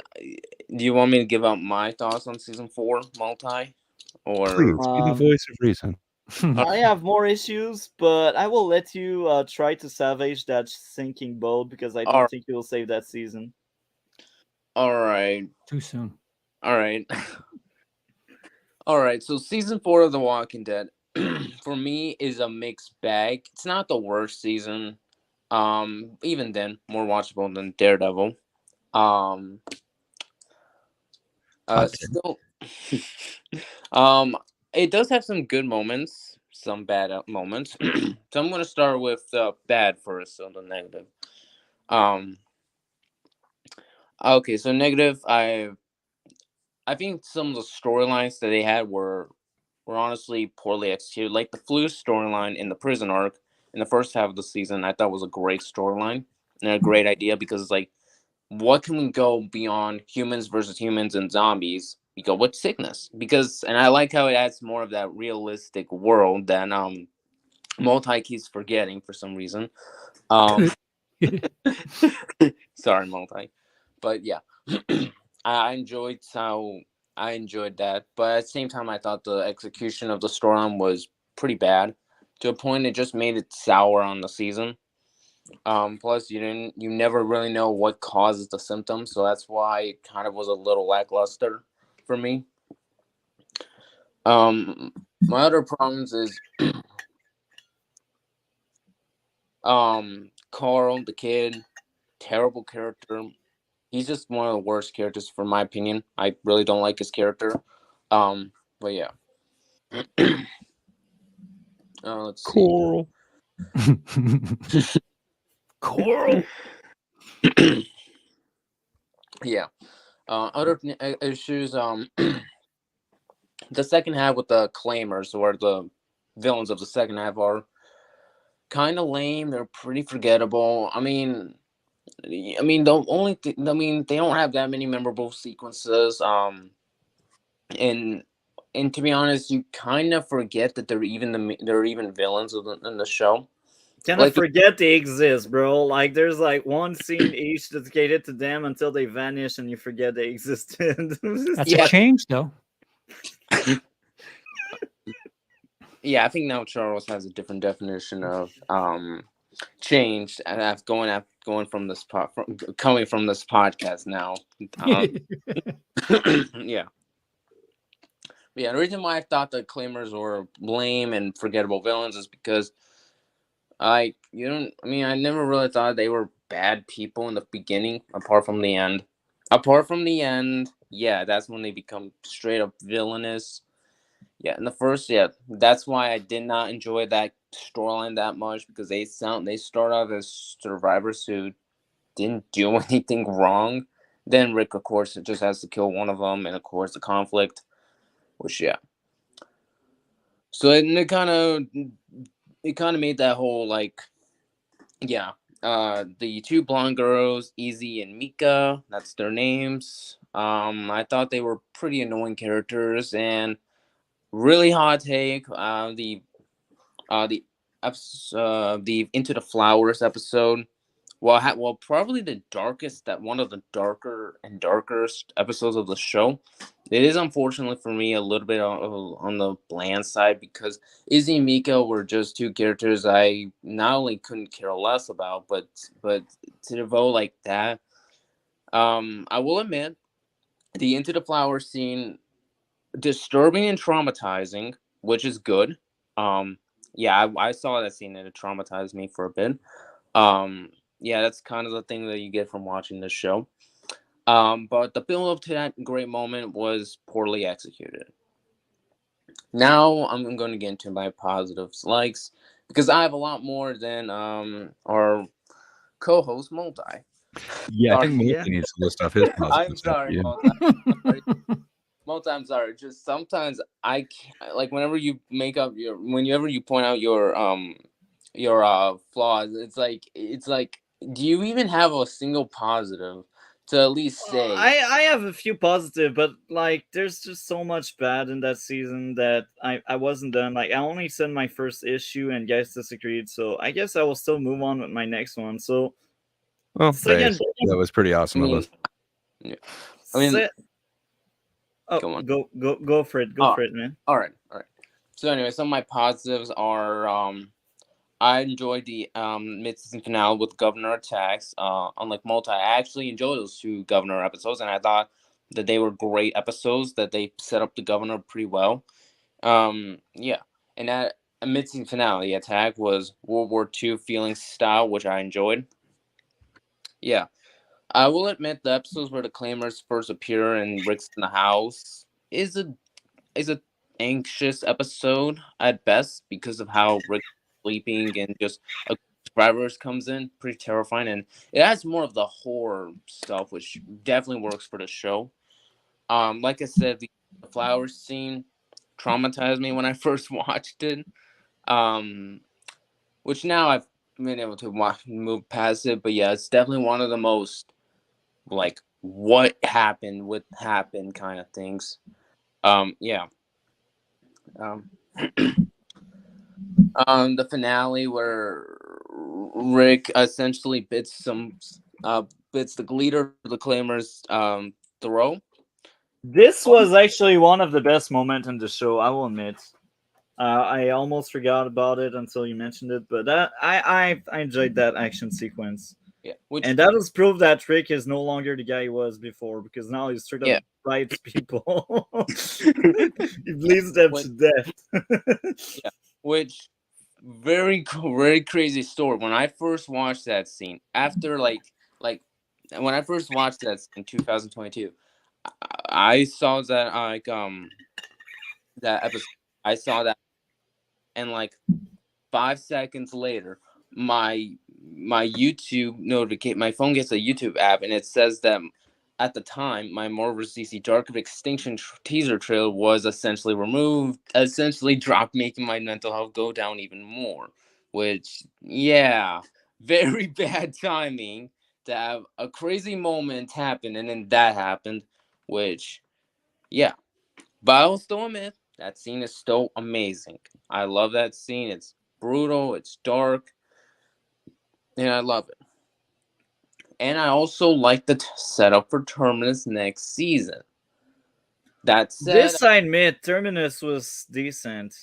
That was good, but keep going, bro.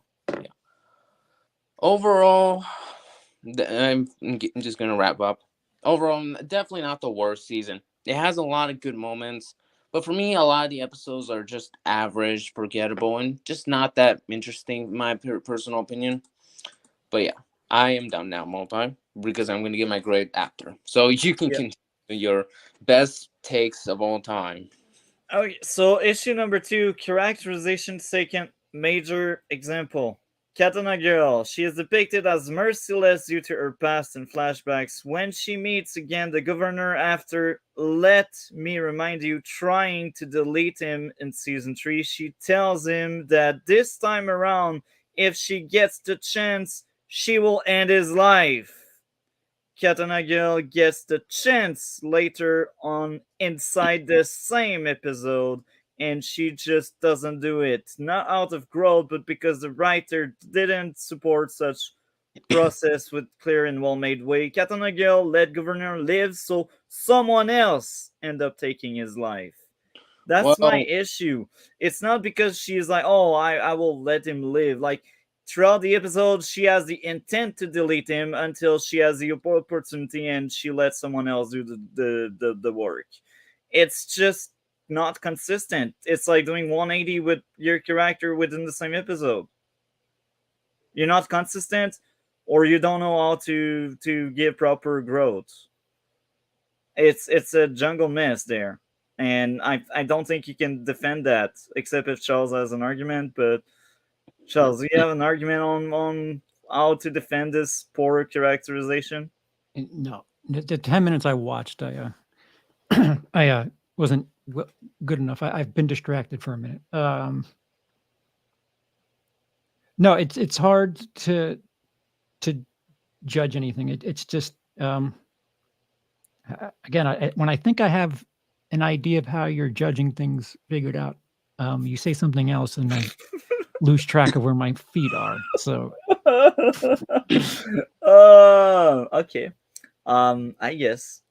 I guess DC has a rant that you will try to explain to defend this. Do you, DC? yeah. So can you just explain to me what your issue was? That way I can get. Either they a don't know debate? how to flesh out growth for a character, or they don't know how to be consistent. I thought it One was of the two. Michonne Katana Girl with the government. Yeah. Like And now she tried to delete the guy in season 3. This season, she tells the guy, "I will delete you." She has the chance, she doesn't do it. So is it character inconsistency or is it growth? I don't think it's growth because wait, shouldn't that be a flaw for season 3, not season 4? no, because it's in season 4 that she comes back and sees the governor and tells the governor, "I'm gonna delete you this time around." So now you're depicting your character that she no longer like over promises or such. She was And maybe that would be growth if the writer were competent enough, but I don't believe in these writers. Multi. Did you forget that she was kidnapped? She was captured by the governor. That would have more reason for her to delete him as revenge, bro. You don't help your case right now. But isn't the best revenge just living a good life? It's also Great. just through cold. In that way, didn't she take her revenge? No. Like, I get your point, Gray, but no. Oh, I'm familiar with this. I think he's talking about episode 8, where the governor captures both Michonne and Herschel, which honestly And on top of that, he just had deleted Urshel. On top of that, he just had deleted Urshel. That would add more reason for Michonne to delete the guy. She had every reason to do so. She just didn't do it because someone else did. She did. No, she didn't delete him. Rewatch. Someone else did. She had her chance. She could have slit the throat of the guy. But then someone else is like, pow. First off, if you look at the environment, the prison is collapsing, and so they have nowhere. No, DC. She had a chance. If you argue with me, rewatch the episode. She had a clear opportunity. She didn't take it. Carry on. I'm not even. Rewatch DC. I'm sorry, but it's the same thing with Civil War. Rewatch. I know you love the show, and it's fine. But again, rewatch. You will see by yourself. There's either an inconsistency or a piss poor attempt at growth. One of the two. Next up would be Lightning was also terrible. Lots of daytime, Inside House, and others don't let you see what's going on. Nighttime, Lightning is even worse. The season was inconsistent. Some of the episodes were low effort, others were decent. Most of the episodes were poorly written, though. What are shows that are well lit? A lot. One would be just The PG. Flash. The Flash is a well lit show. Yeah. What else? I could see shit, so as long as I can You think see you what's can't see going on. things on Walking Dead? There are a lot of moments where they I don't know what they are doing, but like the lightning is just terrible. Well, A lot of the nighttime scenes were it's Dark. nighttime. They add some kind of filter on top of the nighttime stuff. It's even worse. Like there are moments where you barely see the characters in the environment. What are your favorite media review channels? I will be honest. I tapped out of that a long time ago because I haven't. You don't watch any content. I related used to watch IFA, but a long time ago. I used to watch Eric's Reloaded. I used to watch. Ugh. I conflicting tastes already. I know. He also used to be RedBlue, so you know he's changing. So your character growth is I used to watch who else? Well, I used to watch the anti-woke crowd, but yeah, Okay. this All right. is not So good. I have work to do. I understand. I got it. This You're watching for the wrong reasons. That's all. I'll help. I got it. I have a else? chain link fence. I will be honest. I never really watched that many like movie reviewer. I used to watch the guy Chandler. Is that Chandler? The guy you had I forgot his name. I used to watch him. Yeah, I used to watch him a long time ago. Who else? It's all right. I figured out where the Venn diagram is. I understand.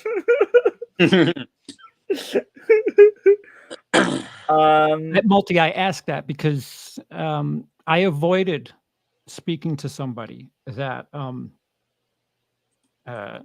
just outwardly said that they watch movies to find things to pick apart, and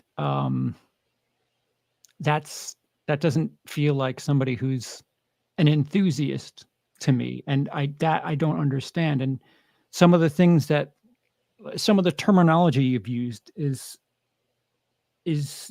similar, not the same, but I watch to enjoy, you see, but I also like to roast. Right.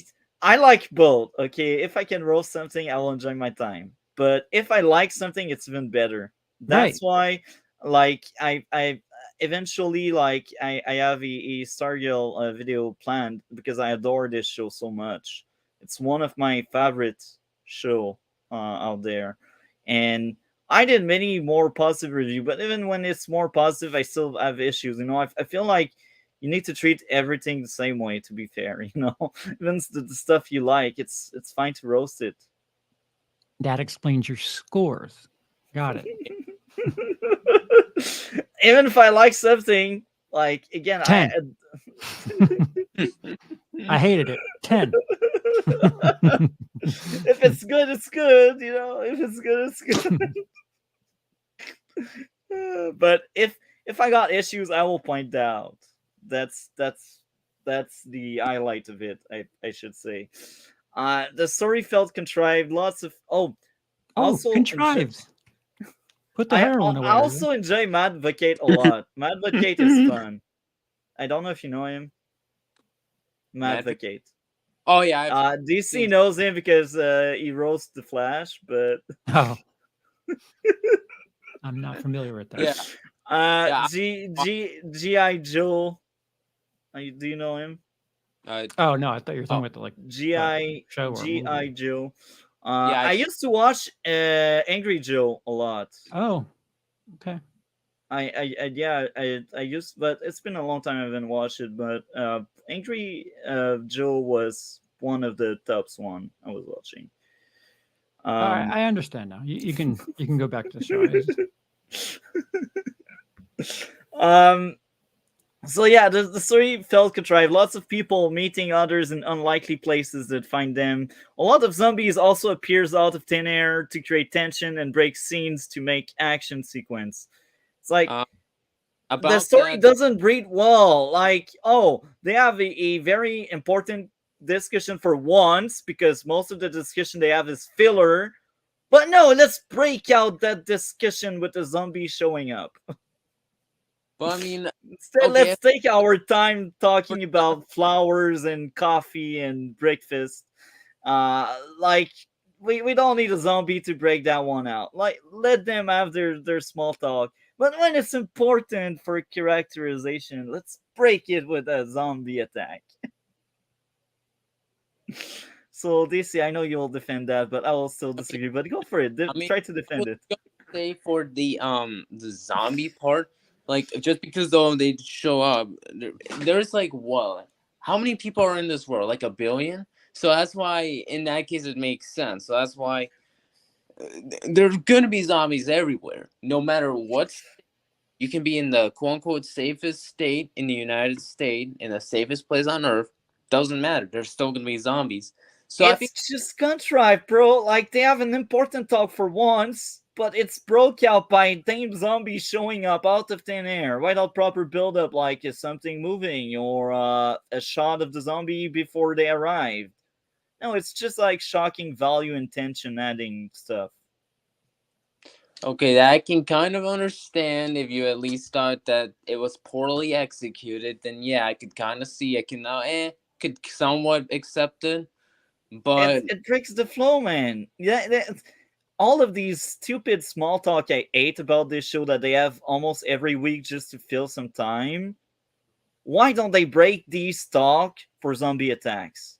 That would be already better than breaking a discussion that actually mattered to the plot and the characters. Because this is what they really do wrong. Because it's like, let's just set tension out of thin air, you know? Like, I ate it.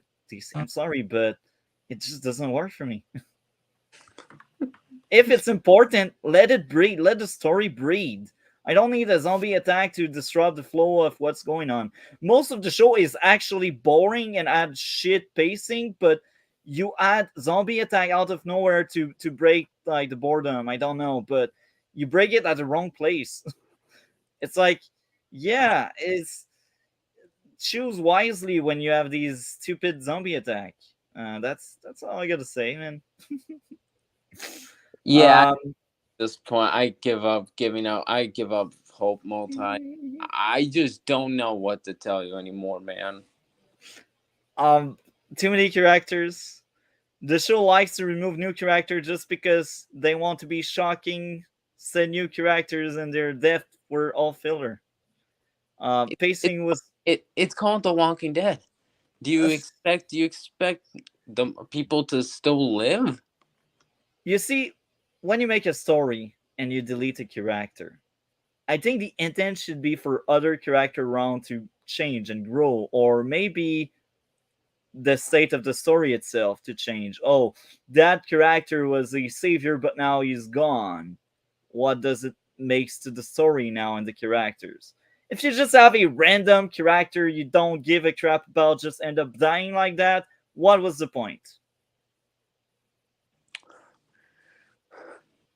DC, do you have a defense for that? I don't give a shit about that character. I will just delete him. Normally, I would have tried to defend, but honestly, it's not even worth defending it anymore. Because I'm right on that one. I'm right. I They think just- he didn't necessarily concede. He's just tired of trying to like talk reason to you. Yeah, That's yeah. okay. We have Yeah, difference of opinions, so we'll agree to disagree. Great, thank you, man. I applaud you, man. I'm like, how I can't Robo even DC. explain when. Robo DC. All right, same or better. Robo DC. Multi. Okay, now you're back with us. All right. So it's like what I was saying was multi. It's like the show is called The Walking Dead. You just expect people to live. If that's It's okay for people to die. yeah, It's okay for them to die. I feel like you don't really listen to my reasoning behind. You just hear, oh, that's your issue, but you don't try to understand why it's multi. why I bring this up. I'm sorry, I wasn't Boy. listening. What were you saying? So DC thinks. Oh, you're No, joking. I'm just I kidding. just I know. realized. I just realized But, you're joking. I'm slow on that. But multi. I'm also. I think what we I'm all saying- are. It's been a while. We've It- talked about a lot of. point of the And here- show. Even the most random, it can be the most random character you just met, and a character that you know. It doesn't matter. So in that case, it's fine if the characters die, in my opinion, because it's the point of the show. That's what I was all gonna say. Okay. I Okay. We will agree to disagree. Okay. can't take your opinions anymore. Ugh. Now I focus a lot on my issues, but I still have a few likes. The action was entertaining when there was action. Rick, Michonne, she deserved to be named her name more than just cat and a girl. She earned it. Rick, Michonne, Carl, and Crossbow Guy were all good characters. Actor did a great job despite awful material. The music was cool. The lore was entertaining. So Well, the You remember DC. Carl's name for once. Yeah, I make some progress. It just took me like 4 seasons. It took you it took you 3 seasons to remember Rick's name, and it took you 4 seasons to remember Carl's name. And 4 seasons to remember Michonne. And I'm and pretty 5 seasons to remember Crossbow Guy. I'm pretty sure Which you totally remember right now, right? Yeah, I'm Crossbow pretty Guy. by like by the beginning of season 2, I already knew almost all the characters' names, and even by the later seasons. So it's like I'm just speechless. But move on. So Gray, any thoughts on The Walking Dead? DC. If And you I think it's bad, about it. just wait. But yeah, it has some peaks and valleys. There's some really good aspects in the next couple of seasons, but yeah, it is. It hasn't gotten to its lowest low yet. Just wait. That's encouraging. This will be fun to roast. So, Charles, after we talked about it, do you remember season 4? A little bit. I got distracted quite a bit. So, what were your thoughts on why was season 2 your favorite? I think it has something to do with the fact that a lot of people don't like it. Like a lot of people really don't like season 2, and I quite enjoyed. I mean, the one through line for a good portion of that season was the daughter, Carol's daughter, and there was like side missions, to put it, Yeah. Yeah. Very video game-ish with all the side plots. The well dude that tainted the water. Like there was a bunch of little subplots that kept things going a lot more entertainingly than the rest of the series until I ended up tapping out. But Yeah. like I said earlier, it's in comparison. I didn't realize I enjoyed it so much until other seasons happened. And it was just like, I really quite enjoyed 2 for as much as people don't enjoy 2. It's surprising. Yeah, And then well, the big thing at the end between Carl, no, not Carl. Rick and Shane. Yeah, Yeah, and Do you don't like the worry, love triangle? Oh, that's surprising. That's Yeah. cool. it's like, I mean, it's paint by numbers, but it's pretty dramatic, fascinating. Yeah. Yeah, I can see why people would be into it. This I can see it. I wasn't into it, but that's something. That was back in the day when the show had some value. Shane should have been around for a bit. He like it's a great climax of that season, but you had plenty of tension built into that relationship. You could have really milked that quite a bit. I do agree a lot with that. And I feel like after it was gone, it wasn't the same anymore. And I agree. that's agree. that's a good death actually. That's a death that is meaningful, it's meant something. It's not like random character I don't give a shit about that. It's like that's a character we followed for 2 seasons at that point. So you see Yeah, But apparently, it takes you 2 seasons to learn someone's name if they've earned. sometime more. Like sometimes more. Sophie Mother, I still don't know her name, and I'm into season 5, and she's Carol. still there. Come on, it's just like Coral, but now it's Carol. Yeah, just switch the O and A and Coral, The Carol. wife of the teenager. Well, The it was farmer's 17 season 2. Yeah, the farmer's daughter. Yeah, Yeah. I know their faces. I don't know their names. But yeah, DC. What would be your top 3 and worst 3 episode in season 4? All Because I right. know That you most likely remember it better than Charles and Gray. So I'm gonna start with the episodes I hated. So right now we have episode I hate. So we have episode 14, The Grove. It's the Into the Flowers moment. We have episode 12, Still, and finally we have episode 9, the worst episode of season 4, After. Okay, keep going, bro. I laugh because it's one of my favorites. It's like polar opposite. Keep going, bro. All right, the 3 episodes I like were ironically are next to each other. So we have episode 7, Dead Weight, episode 6, Life Bait, and the best episode of the season, 2, For Gun. Those were Okay. the 3 governor episodes, pretty much. Okay. So when it comes to me, my worst 3 would be in last place, episode 14 with a 1 out of 10, the lowest score I gave to a Walking Dead episode. That's rock bottom thingy there. That was painful, dreadful. I hated this shit. In second place would be episode 8 with a 4.5 out of 10, followed by episode 2 with a 5 out of 10. Now in my top 3, episode 9 with a 10. That was a masterpiece for me. That was one of the best episodes, like, up to that point. There were better episodes, like season 1 and 2 and even 3, but that's still like top tier for me, that episode. Second place in my top 3 would be episode 3 with a 9.5. And the third place in my top 3 would be episode 16 with a 7.5 out of 10. The overall season, at least season 5 was better. That's what I gotta say. I will give the entire season for a 3 out of 10. What about you, DC? I'm gonna give it a 5 out of 10. It's not the worst season of the show. So there's worse. Damn, I'm scared now. Just wait. For me, this season's just so painfully average.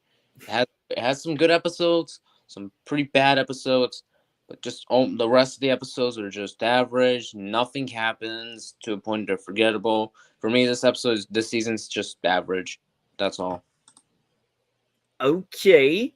Dre, I guess you don't remember it well enough to give a I score, do. or you Like, have an idea? definitely, now that Charles mentioned the Flowers episode, I was like, oh yeah, I totally remember that one.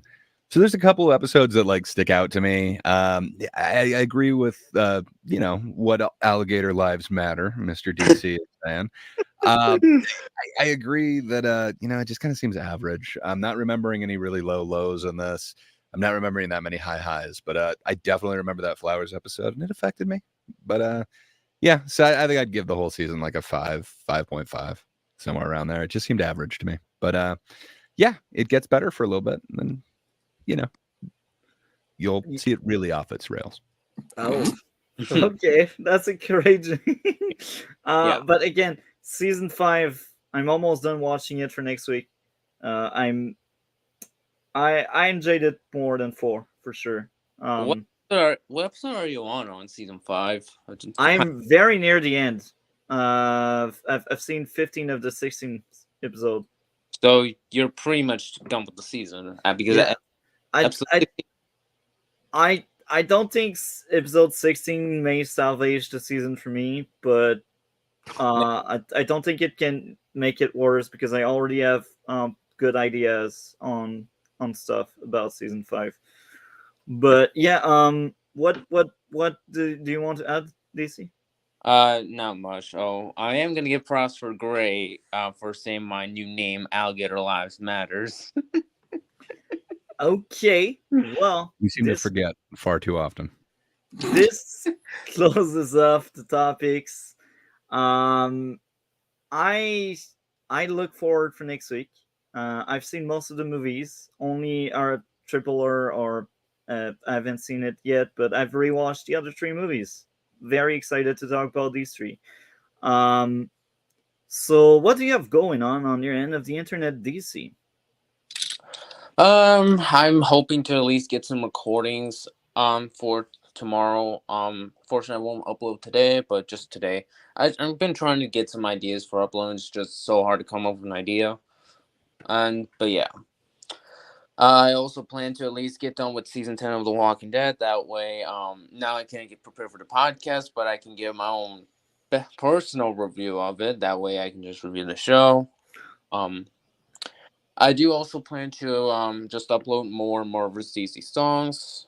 Pretty much. I've also been thinking of getting more casting for the amount for season 2, which ironically features all of you guys. So congratulations on that, even if the show will be very controversial and will probably get all your channels banned. So for future apologies. But yeah. Why is it so dangerous? Why?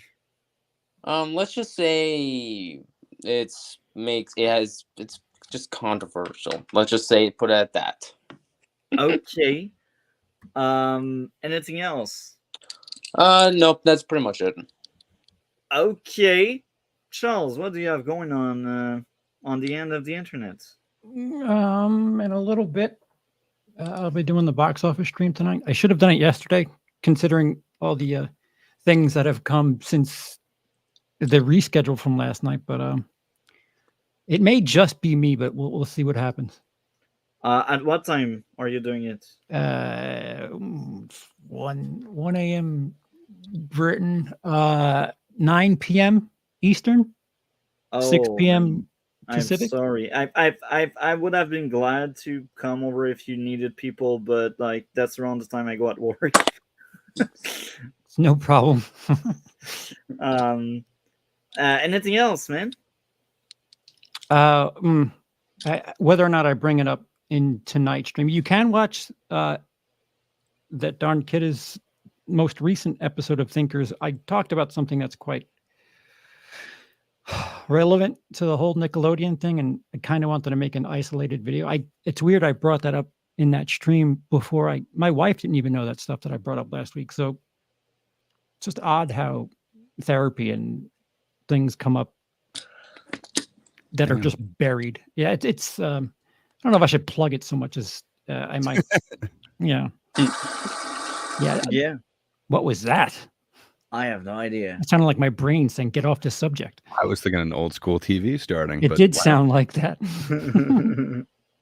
But yeah, just stream tonight. Some not safe for work content after that. Yeah. Not safe for life, should I say? Well, this is something. Anything else? No, please get away from me. Yeah. Yeah. Right. This is what they say. Gray, what do you have going on your end of the internet? Yeah, I should have some videos dropping eventually. Everything's taking way too long. But yeah, every Thursday morning on that darn kidda's channel, The Thinkers. Come check it out. You'll get a diverse group of thinkers all coming together and disagreeing about things, but pretty civilly for the most part.